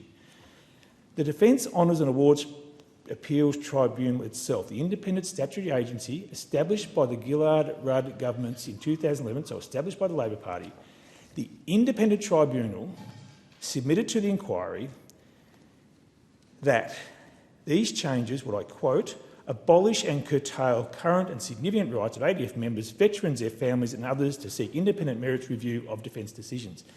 That's the independent statutory agency saying rights are being stripped from current ADF members, veterans and their families. The New South Wales RSL has said the bill is disgraceful and gave evidence to the inquiry saying, and I quote, "We feel this bill will be completely detrimental to not only their physical health and mental health, it will also devalue their service." And it goes on, Deputy Speaker, I could read quotes all day to you, but from the tribunal submission, the point they made, which I think is very important in terms of the context of this bill about defence oversight, is the tribunal has highlighted the defence overreach in relation to this issue. The tribunal believes that the purpose of Defence Honours and Awards is not just to make ADF members and veterans feel good about their service or to provide solace to their families of deceased members and veterans, but to signify the nation's respect and appreciation of those who have served on its behalf, and especially those who have served with gallantry or distinction or conspicuously. Abolishing appeal rights against the refusal of defence honours in the manner proposed in the bill would, in the view of the tribunal, undermine the purpose and thereby detract significantly from the integrity of the Defence Honours and Awards system. Deputy Speaker, this is the independent agency. The Minister says that I'm capable of creating uncertainty and anxiety. His own statutory agency is saying the legislation before the House would detract significantly from the integrity of the Defence Honours and Awards system. Now, instead of just pulling the bill, in the wake of the Senate inquiry, in the wake of the submissions where 62 out of 63 were against it, now the Minister is doubling down. He's delaying the reporting date to November 21. The Senate inquiry is meant to report today, but the Minister, in what could only be seen as an act of complete arrogance, believes he's going to be able to convince people, the crossbench, that he can polish this enough that it won't stink quite as much. Well, we're saying to the Minister, just bin this disgraceful bill. His own backbench have started distancing themselves from the legislation because it is a solution looking for a problem, Deputy Speaker. Now, the reason I know his backbench is distancing themselves from it is yesterday I asked the Minister to name just one veteran who supported the legislation. And as I sat down, I thought, well, clearly he's just going to name his own backbenchers. But he couldn't even do that. He couldn't name the member for Spence or the member for Solomon because I don't think they support the bill either, Deputy Speaker. So the Minister stood up and failed to name a single veteran in Australia who supports his bill. Now, the untruths are starting to catch up with this Minister because he also said yesterday that Teddy Sheehan would still be able to get a VC on this legislation. It's just not true, Deputy Speaker. Under the legislation that went through the House of Reps and will get to the Senate at some point, there is no pathway for Sheehan or Richard Norden or Harry Smith's troops at Long Tan to receive their medals for conspicuous gallantry. Pause for a moment. Are you seeking the call? I am, Deputy Speaker. I'm seeking the call to make a point of order. I very much appreciate the comments being made by the member for Gippsland, but I fail to understand how they are relevant to the bill that is currently before us. So perhaps if he could advise the House as what the relevance of that is to the bill before us, I would ask you to bring him back to the bill that's before us. Are you making a point of order on relevance, Member for Macon? Yes. Thank you. Thank you, Deputy Speaker. And the point of order from the member opposite shows a misunderstanding of how this committee would work to provide oversight and prevent the defence overreach which has occurred with this legislation. This legislation before the chamber and expected to go to the Senate is all about the Department of Defence overreaching into an area without consideration of how that bill would be accepted or denied across the chamber. Almost inevitably in this place, Deputy Speaker, issues around defence and veterans receive bipartisan support.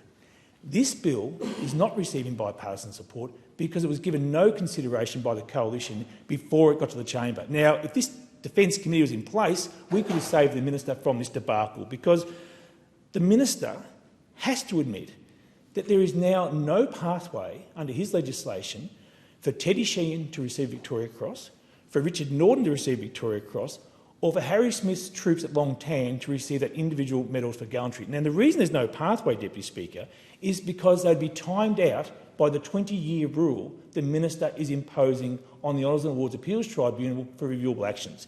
They would also fall foul of the legislation, Deputy Speaker, because family members are not allowed to initiate a review. The only ones who can initiate review under the Minister's legislation are people who are eyewitnesses or in the chain of command of the individual who committed the gallant act.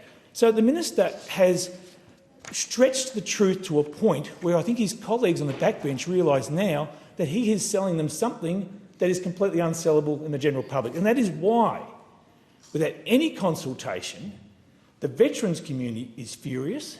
The tribunal, the independent tribunal, is scathing of the minister and his claimed consultation because they simply were not asked. Now, Deputy Speaker, I want to end with this. 4 words. We will remember them. 4 words. Simple words. We will remember them in the oath of remembrance. It's not we will remember them when it's in a convenient time frame. It's not we will remember them when it suits us. This minister has placed a use-by date on we will remember them. On this side of the House, Deputy Speaker, we will always remember them. The formation of this joint committee would allow this disgraceful bill to be eliminated from the parliament in the first place. I urge the minister to come to his senses and act in a bipartisan way. I call the member for Hasluck. Thank you, Deputy Speaker. Security is the primary duty of government, and defence is at the pointy end of that duty. And to this end, I'm really honoured to have Lieutenant Bijan Shekbi in my office as part of the Defence Parliamentary Program to really get a great sense and appreciation of the type of work, the skills and the capacity that he brings to the Defence Forces, but also that of his colleagues, peers and, importantly, their families. The Defence Parliamentary Program is a signature achievement, and I'm very proud to be part of it in terms of hosting defence personnel, but also being part of the exercise program and being part of Exercise Pitch Black in Darwin was an extraordinary highlight so far of my parliamentary career.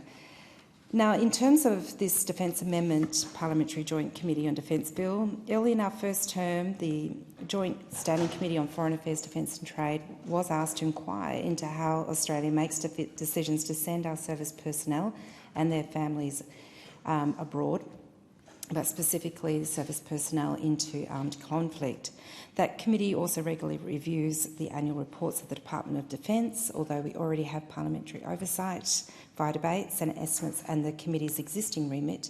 That committee concluded in the course of bringing down that report that those processes are not sufficient.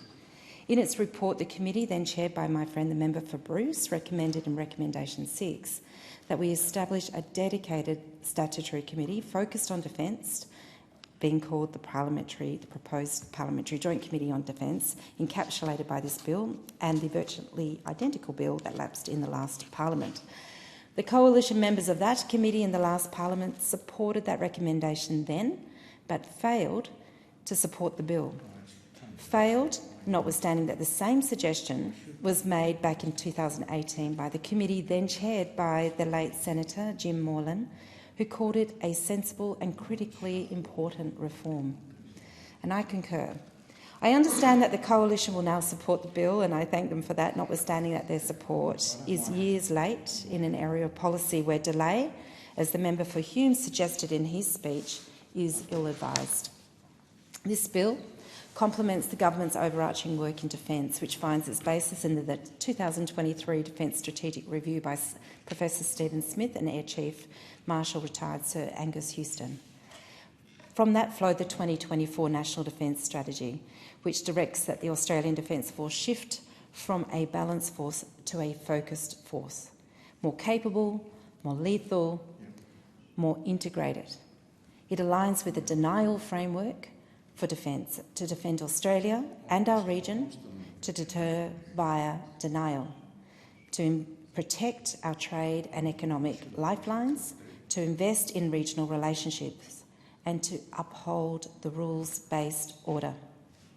This bill sits within that framework, as does the excellent work done by the Prime Minister in his recent trip to the US and the generational treaty signed with PNG earlier this month in October.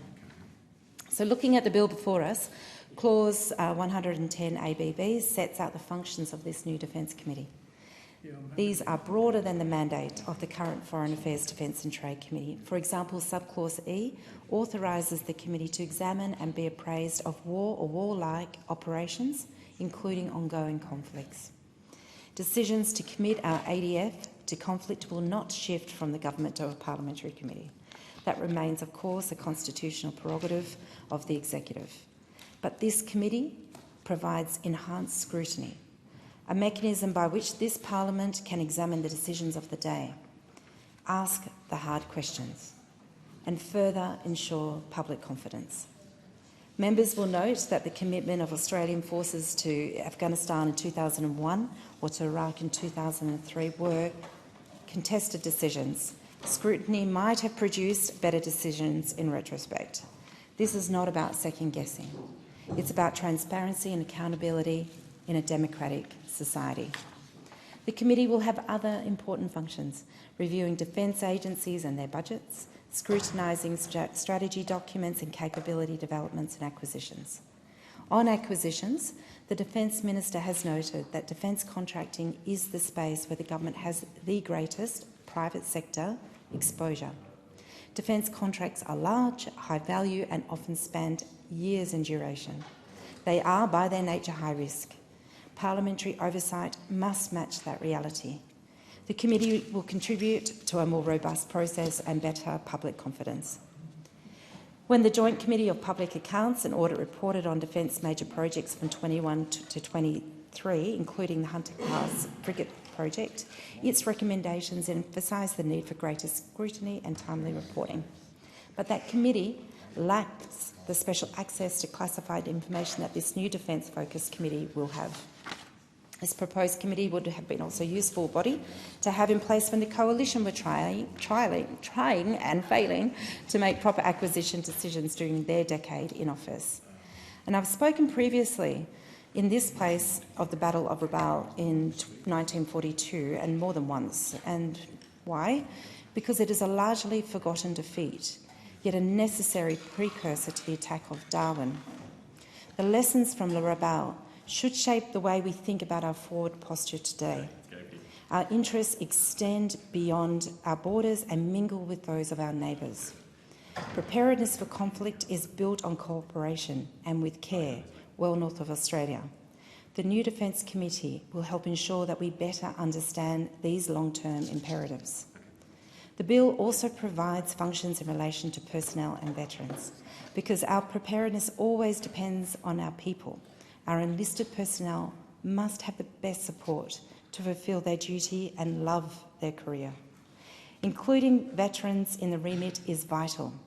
This includes the way in which we care for defence personnel and veterans' families, and I was deeply privileged today to attend the Veteran Families Support and listen to the support stories of particularly women experiencing life as a support to a defence personnel. And the truth of the matter is families are part of the service.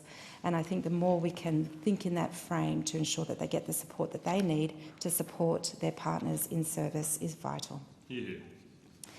Both during and post-service, might I add. So the challenges, we have responsibility for this. And under subclause G, the committee may examine reports of any relevant Royal Commission, and it's all appropriate. So given all this, the bill does deserve its passage.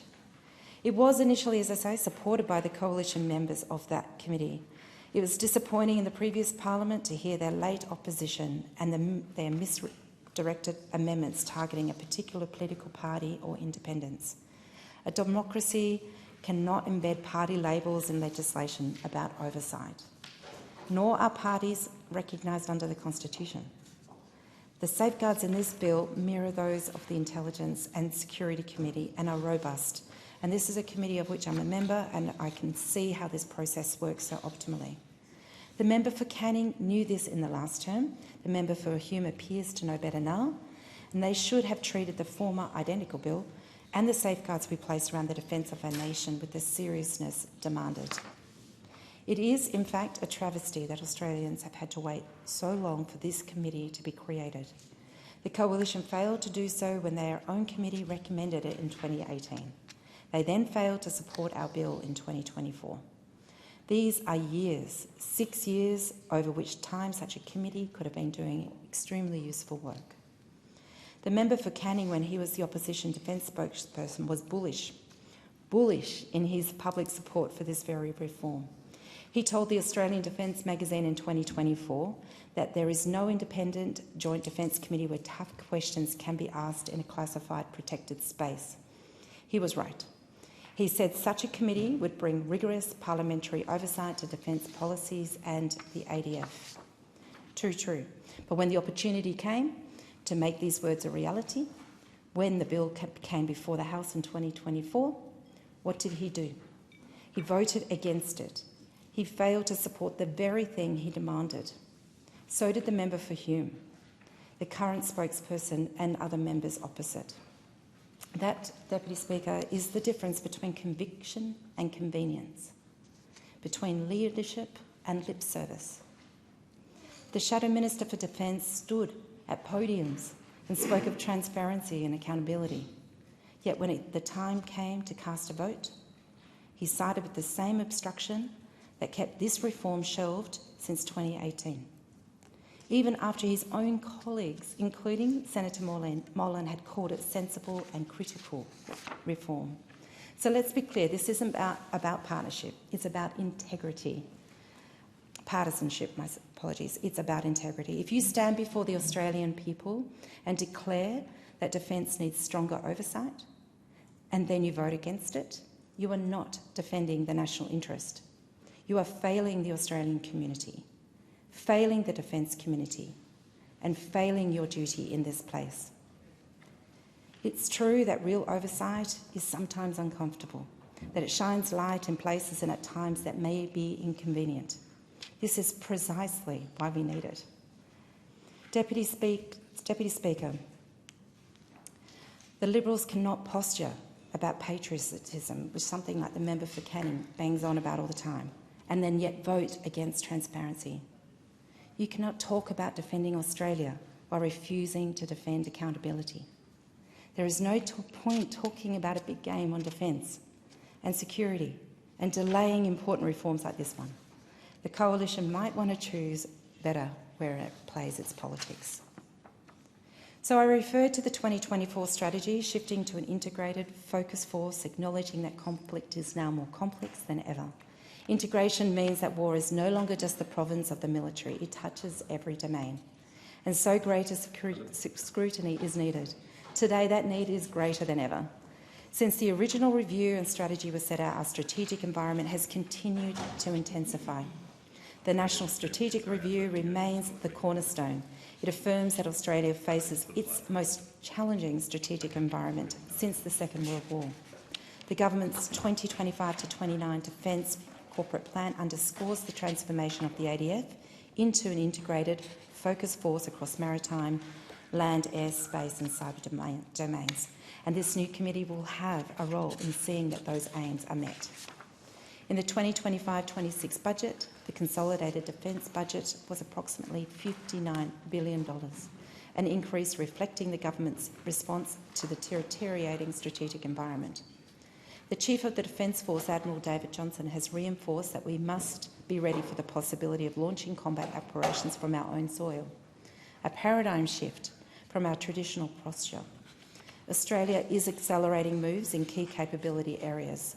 The government has committed to domestic production of guided missiles, long-range strike systems and enhanced undersea, maritime and space capabilities. In my own state, a $12 billion investment into the Henderson Defence Precinct has been announced, directed towards ongoing naval shipbuilding and submarine support. And given all of this, the shifting strategic environment, the technological leaps, the build-up of regional tension, now is not the time for half measures. Oversight reforms, like the Parliamentary Joint Committee on Defence, becomes even more essential. Without them, we risk having capability upgrades which are unseen, unexamined and unaccountable. Our democracy deserves better, and our Defence Force will be better off for the scrutiny. Deputy Speaker, one of the most compelling reasons for this reform is that our present system of scrutiny is frankly fragmented. The Department of Defence's own annual report lists an extraordinary array of committees that review one or another aspect of defence: public accounts and audit, foreign affairs, defence and trade, treaties, intelligence and security, and the various estimates hearings across a dozen portfolios. Each does valuable work. But as Defence itself acknowledges, the oversight is dispersed. No single committee holds the mandate, the expertise or continuity to examine a whole system of strategy, capability, procurement, expenditure and operational readiness. That means Parliament's focus can be episodic and reactive, not strategic and sustained. Defence planning and investment operate on decades-long timelines, and billions are committed before the first hull is laid or the first system commissioned. A single dedicated committee armed with security clearances, cross-chamber membership and a clear statutory remit will provide the continuity and depth that are missed today. We know that committees of this nature exist around the world, particularly with our partner and allies. Our allies have this oversight. Our experts have long recommended it. Our time demands it. And I hope that at last, this Parliament and with this bill, we will finally deliver it, and I commend the bill to the House. Thank you. I call the member for Wentworth. Deputy Speaker, I rise in support of this bill in establishment of the Defence Committee. The reason I think this is a really important move, and it's one that I wholeheartedly support, because let's look at why. I think we look at our strategic environment, and defence is only more important now, and it's only a more important consideration for this Parliament and for future parliaments than it has been before. We do live in uncertain times, and our defence community and our defence forces are absolutely integral to maintaining our security. I must say I was really surprised to see that defence was actually covered in a joint committee with Foreign Affairs and Trade, and then Foreign Affairs and Aid. I sought to actually join the Defence Committee this term, and have joined the bigger committee because I thought it was such an important area. But again, I was very surprised because defence is such an important part of our country and our security. It is such an important part of our budget. I just assumed that the Parliament would have a standing, a standalone defence committee, as partners such as the US and the UK have.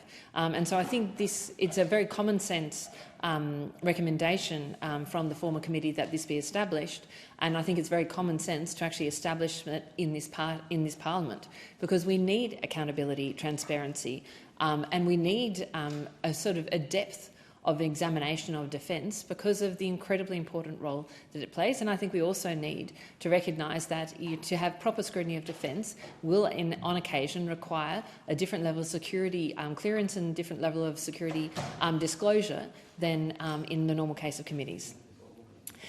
So I just wanted to then talk briefly to the composition, and I support the composition that has been outlined in the papers, but I'd like to make a few comments to it. It's going to be 7 government, 6 non-government members.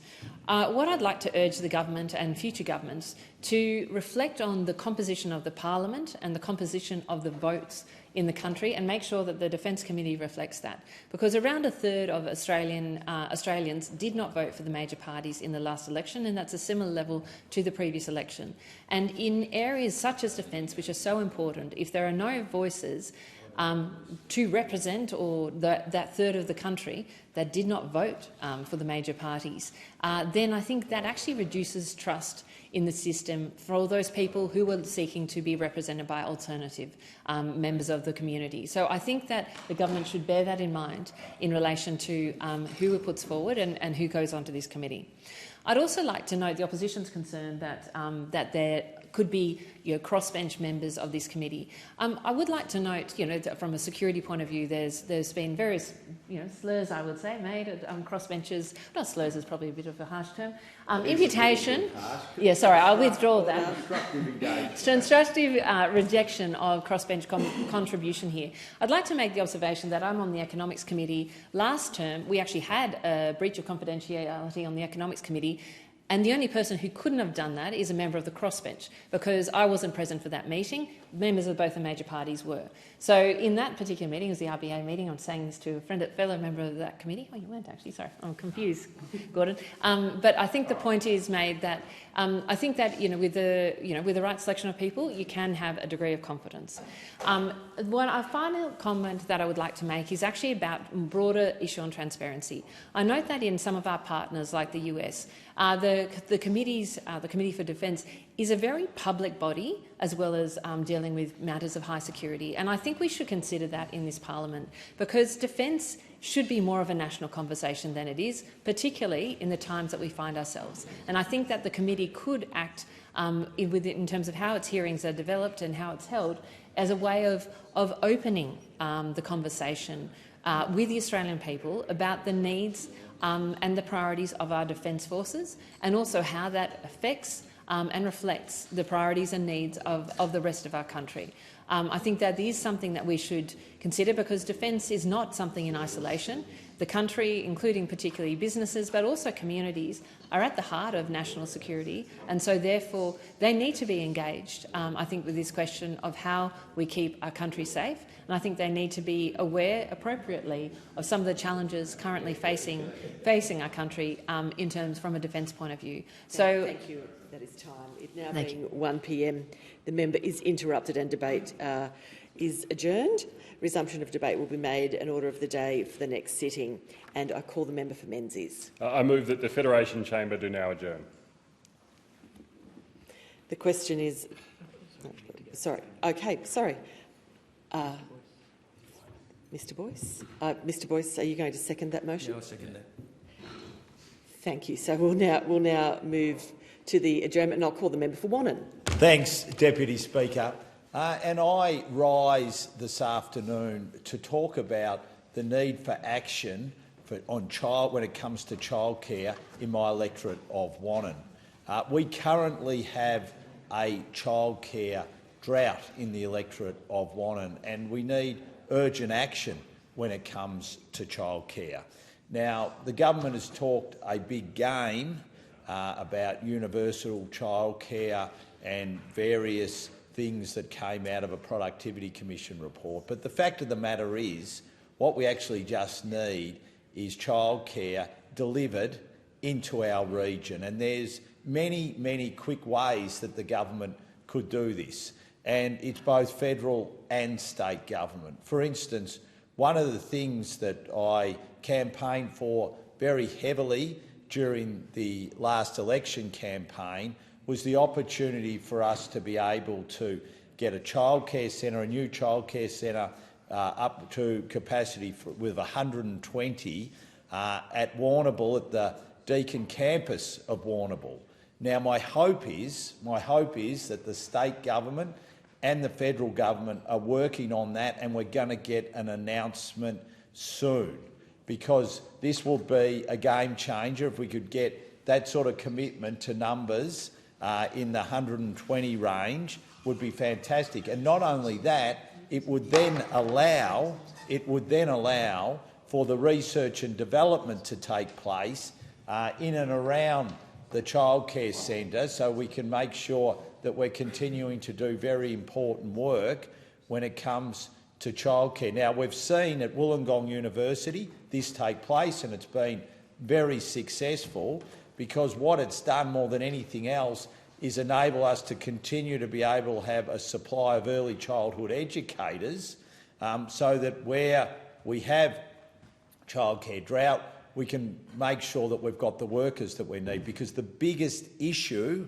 that we have in our region is making sure that we've got the workforce. So I would love to see the Victorian State Government and the current federal government commit to that site, commit to building that 120 capacity childcare centre at the Deakin campus in Warrnambool, and also put the money in there so that we can do R&D and also workforce development in and around that site, because that would go a significant way to starting to address the childcare desert issues that we have in the electorate of Wannon. So once again, with a lot of talk, let's see some immediate action, because that's what we are really, really looking for. Deputy Speaker, another significant issue that I want to talk about today as well is the need for us to get the provision of doctors, of GPs, in regional and rural areas right.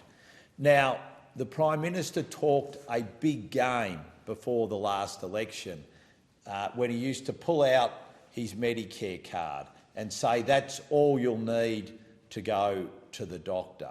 Well, we all wish and hope that people can just use their Medicare card when they go to the doctor. But the reality is that even though he campaigned with that little green card saying that will be the reality, that's not what we're seeing on the ground. We're seeing more and more pressure on local GP clinics, and we're getting to the stage now, and we've seen this happen when it comes to dentists, where GP clinics are saying quite clearly we can no longer see any more patients. So basically saying we can carry our existing workload, but given the way that this government is funding GPs and given the pressure on the system at the moment, we are not seeing them growing.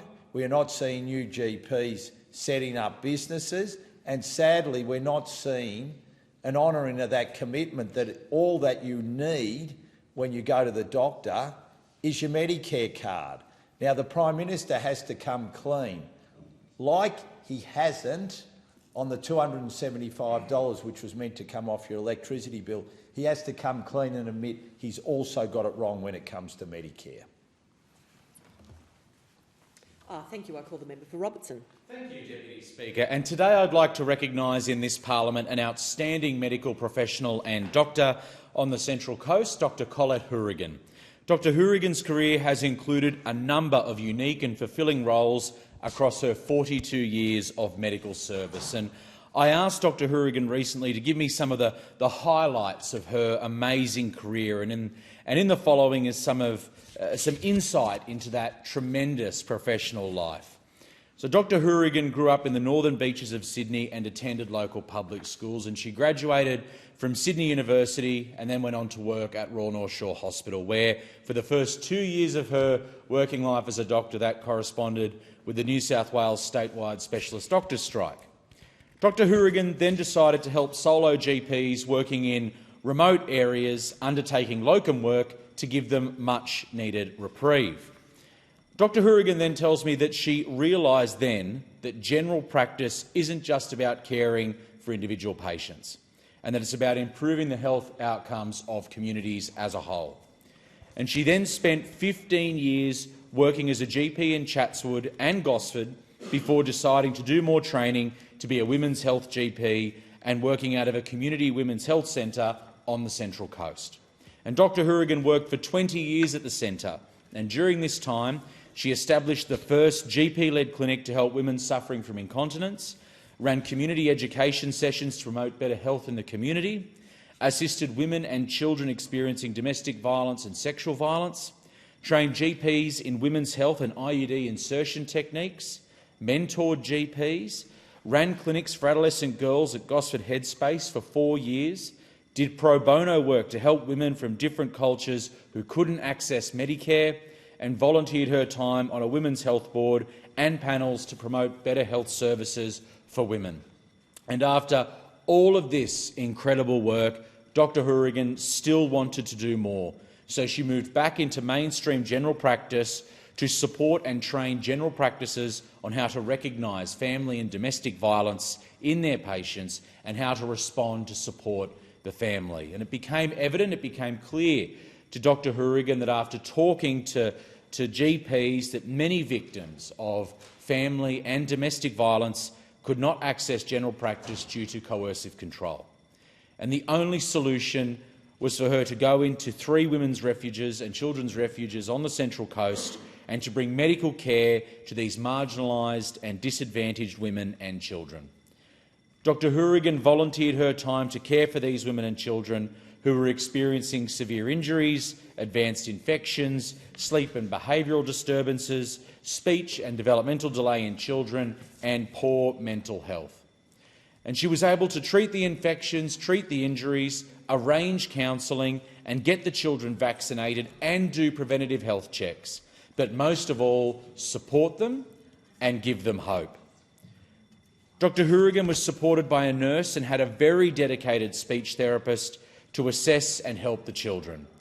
This early intervention was invaluable to their engagement in education, and many of the women and children that Dr Hourigan treated were Aboriginal Australians.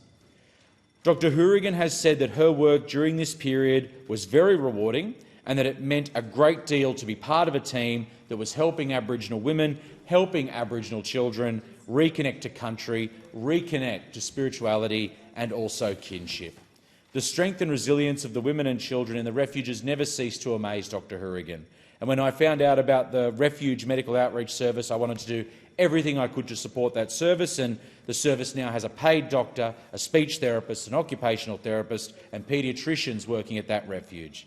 And there's also been research papers published on this service's work. And Dr Hourigan also ran an outreach medical clinic for Aboriginal women undergoing drug and alcohol rehabilitation, provided trauma-informed care for women with complex mental and physical issues, and promoted better management of menopause and other hormone-related conditions, and worked to improve the outcomes of women experiencing endometriosis who can't afford therapy. Dr Hourigan says that she has been very fortunate to have been trusted by her patients and community, and it has enabled her to address healthcare inequalities on the Central Coast. But now Dr Hourigan is retiring. And can I just place on the record my immense appreciation for a spectacular career dedicated to helping and supporting patients, particularly women and those in our community who are most vulnerable. Dr Hourigan leaves behind a legacy, and I wish her all the best in her retirement. You'll be greatly missed by the medical community. Thank you, Dr Hourigan. Thank you, Deputy Speaker. Member for Flynn. Thank you, Deputy Speaker. And don't you just love it when the Whip's office rings you up and says, can you do an adjournment speech, and gives you 5 minutes' notice? But anyway, it's called running the political ball up, and I'm quite prepared to do that. And the subject I'm thinking about that I'd like to make some comment on is the recent announcements in respect to Tomago alumina smelter at Newcastle, how that might affect the alumina sector in Gladstone. Now, as you know, I represent the Flynn electorate in central Queensland, which is Gladstone and the wider central Queensland area. Gladstone is obviously the big port there, the largest multi-commodity shipping port in Australia. We have the CSG gas industry at Curtis Island, the two alumina refineries and the alumina smelter, Rio Tinto. We have the Gladstone NRG power station, two other coal-fired power stations, the largest cement kiln in Australia, Australia Cement. And these announcements recently in respect to the closure of Tomago, that will also wash through and possibly affect the goings-on of the alumina sector in Gladstone. Rio Tinto, as you know, has recently flagged the possible closure of NRG Gladstone Power Station, and under the AEMO guidelines they have to flag this 3.5 years out before this possible closure. And the big question is, what does that mean for all of this heavy industry that goes on in central Queensland? Now, we know AGL has got a 42% stake in that power station, and they have had that advertised for sale for some time. We also know that they have written off their assets to the tune of $1.4 billion a couple of years ago, which all points to the question of how will the alumina sector and particularly the smelter in Gladstone survive, given the fact that they have now flagged the closure of Tomago in New South Wales. Now, this all revolves around the whole renewable energy argument, the whole net zero argument and the cost of energy.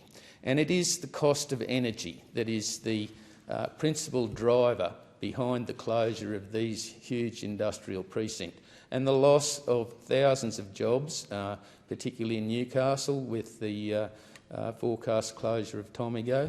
And I ask the question, is the same thing going to happen in Queensland at Gladstone with the alumina sector and all of the other heavy industries that rely on reliable energy and affordable energy? Now, one of the problems with all of this is the whole push to renewable energy. In the Flynn electorate, I'm dealing with 96 renewable energy projects of various kinds, and they are in various stages of getting their approvals and so forth. But the biggest problem they have is that many of the projects do not have financial closure. And the reason that they don't have financial closure is because the proponents cannot guarantee these investors of a minimum return for their investment. Many of the proponents I've spoken to are looking at a 10 to 15% minimum net return on their investment. So, for an example, if it is a $1 billion project, they're looking for 10% return, $100 million a year. Now, the proponents are busily trying to get the investors to sign up and commit the money, but the investors won't do that because they're not guaranteed of this return. And that is why the government has invented the Capacity Investment Scheme, where the Australian taxpayer will be asked to underwrite a minimum profitability for these projects. Now, the problem I've got with that is that we don't know what that's going to cost. Now, if you go into the forward estimates in the budget, that's restricted information, and I think Australians deserve to know exactly what they're signing up for in respect to the Capacity Investment Scheme. Now, the other issue is that many of these renewable energy projects, if and when they are built, they are all predicated on offtake agreements. So the offtake agreements involve the big energy users, and particularly places like Rio Tinto's smelter in Gladstone. Now, with the closure or the possible flag closure of Gladstone Power Station, how can the renewable energy sector, and the AEMO for that matter, guarantee a reliable source of energy for that smelter? And there are thousands of jobs at stake here, and what we need is somebody to answer these questions and guarantee their jobs. I call the member for Chisholm. Thank you so much, Deputy Speaker. On Friday the 24th of October, I was delighted to host my 4th Caroline Chisholm Volunteer Award ceremony. My electorate is named for Caroline Chisholm, arguably Australia's most famous volunteer. Now, this is an award ceremony that was started in 2001 by my predecessor in Chisholm, Anna Burke, and recognises the difference volunteers make in our community through their service. In 2025, we received 46 nominations from the community, and I would like to take this opportunity to congratulate all recipients here in the Parliament. Thank you for all that you do. The recipients were Leanne Thomas, Jennifer Cameron, the late Ian Schofield, Christopher Ma, Stuart Redman, Victor Huang, Gina Calandra, Keith Irwin, Barbara Donaldson, Norma Schultz, Carl Dagong, Graham Bond, Enyo Olandi, Dr. Satha K. Sathanathan, Albert Turt, Matthew Hutchinson, Nancy Yang, Margaret Walsh, Elspeth Martin, Kanwal Verma, Subhash Chandra, Lucy Haberfield, Clive Allen, Jag Bal, Stuart Amos, Gwen and Ted White, Robert Renshaw, Saleha Singh, Jenny Davies, David and Sandra Briggs, Kath Fisher, Elizabeth Davey, Margaret Panetta, Sam Daniel, Ashley Newell, Justin Wilson, Adelina Van Der Zee, Bihong Wong, Trevor Huff, Maureen Balsillie, Janice Yu, Anne Findlay, Michelle Lawson, Scott Munnings. Thank you once again for everything you do for our community. On Friday the 10th of October, I had the privilege of attending the Whitehorse Scouting District Annual Report and Awards Presentation Night. With 14 groups and more than 1,000 members, including First Bennett's Wood Group in my electorate of Chisholm, the Whitehorse District has been very active over the past 12 months. And I'd like to put on the record my thanks and congratulations to Whitehorse District Commissioner Liesl Coulthard. Thank you to all involved in Scouts and to all those who volunteer, parents and community members, for the incredible contributions made. It's been a busy time for Scouts, Deputy Speaker, because on Sunday the 12th of October I had the privilege of attending the 13th Malvern Scout Group's annual review and party. The group, which meets in Malvern East, is strong, representing all sections of Scouting from Joeys, who start at age 6, all the way through to the Rovers, who go up to age 26. They have around 100 members in the group, including 17 leaders and around 20 adult supporters, and are going from strength to strength. To Group Leader Derek Udale, thanks again for allowing me to share this evening with the group, and thanks again for all your ongoing work, and thanks to everyone who gives their time to make Malvern Scouts such a strong group. On Saturday the 18th of October, I was fortunate to attend the launch of East Burwood Care. I want to thank all the volunteers from the Burwood Heights Uniting Church congregation who allow the projects that East Burwood Care undertake to go ahead, and the organisers who've given life back to the facilities over 50 years of service with the relaunch. In only a few months of being open, the volunteers have made an impact that has given faith and confidence to those who are struggling, whether it be through offering food to those who might otherwise go without, or being an ear to those who simply need to talk. You are changing people's lives, and for that, you should all be very proud. I'm very proud of you. Thank you again. As part of Children's Week, I attended the Yarranup Parenting Program barbecue celebration in Chadstone on Tuesday the 21st of October. Children's Week is a national celebration that recognises the talents, skills, achievements and rights of children and highlights the importance of play, wellbeing and protection. The Yarranup Parenting Program is a 12 to 18-month supported accommodation program for young parents who are experiencing or may be at risk of homelessness. Yarranup has been designed with a therapeutic focus, and that's a therapeutic focus on the importance of building strong attachment between parent and child, and provides a range of specialist services and case management to each family to further develop independent living skills and move out into independent housing at the end of their tenancy. It is quite a remarkable model, Deputy Speaker. To Client Services Coordinator Carly Salter, thank you for all of your terrific work, and I look forward to continuing to work together with you in our community.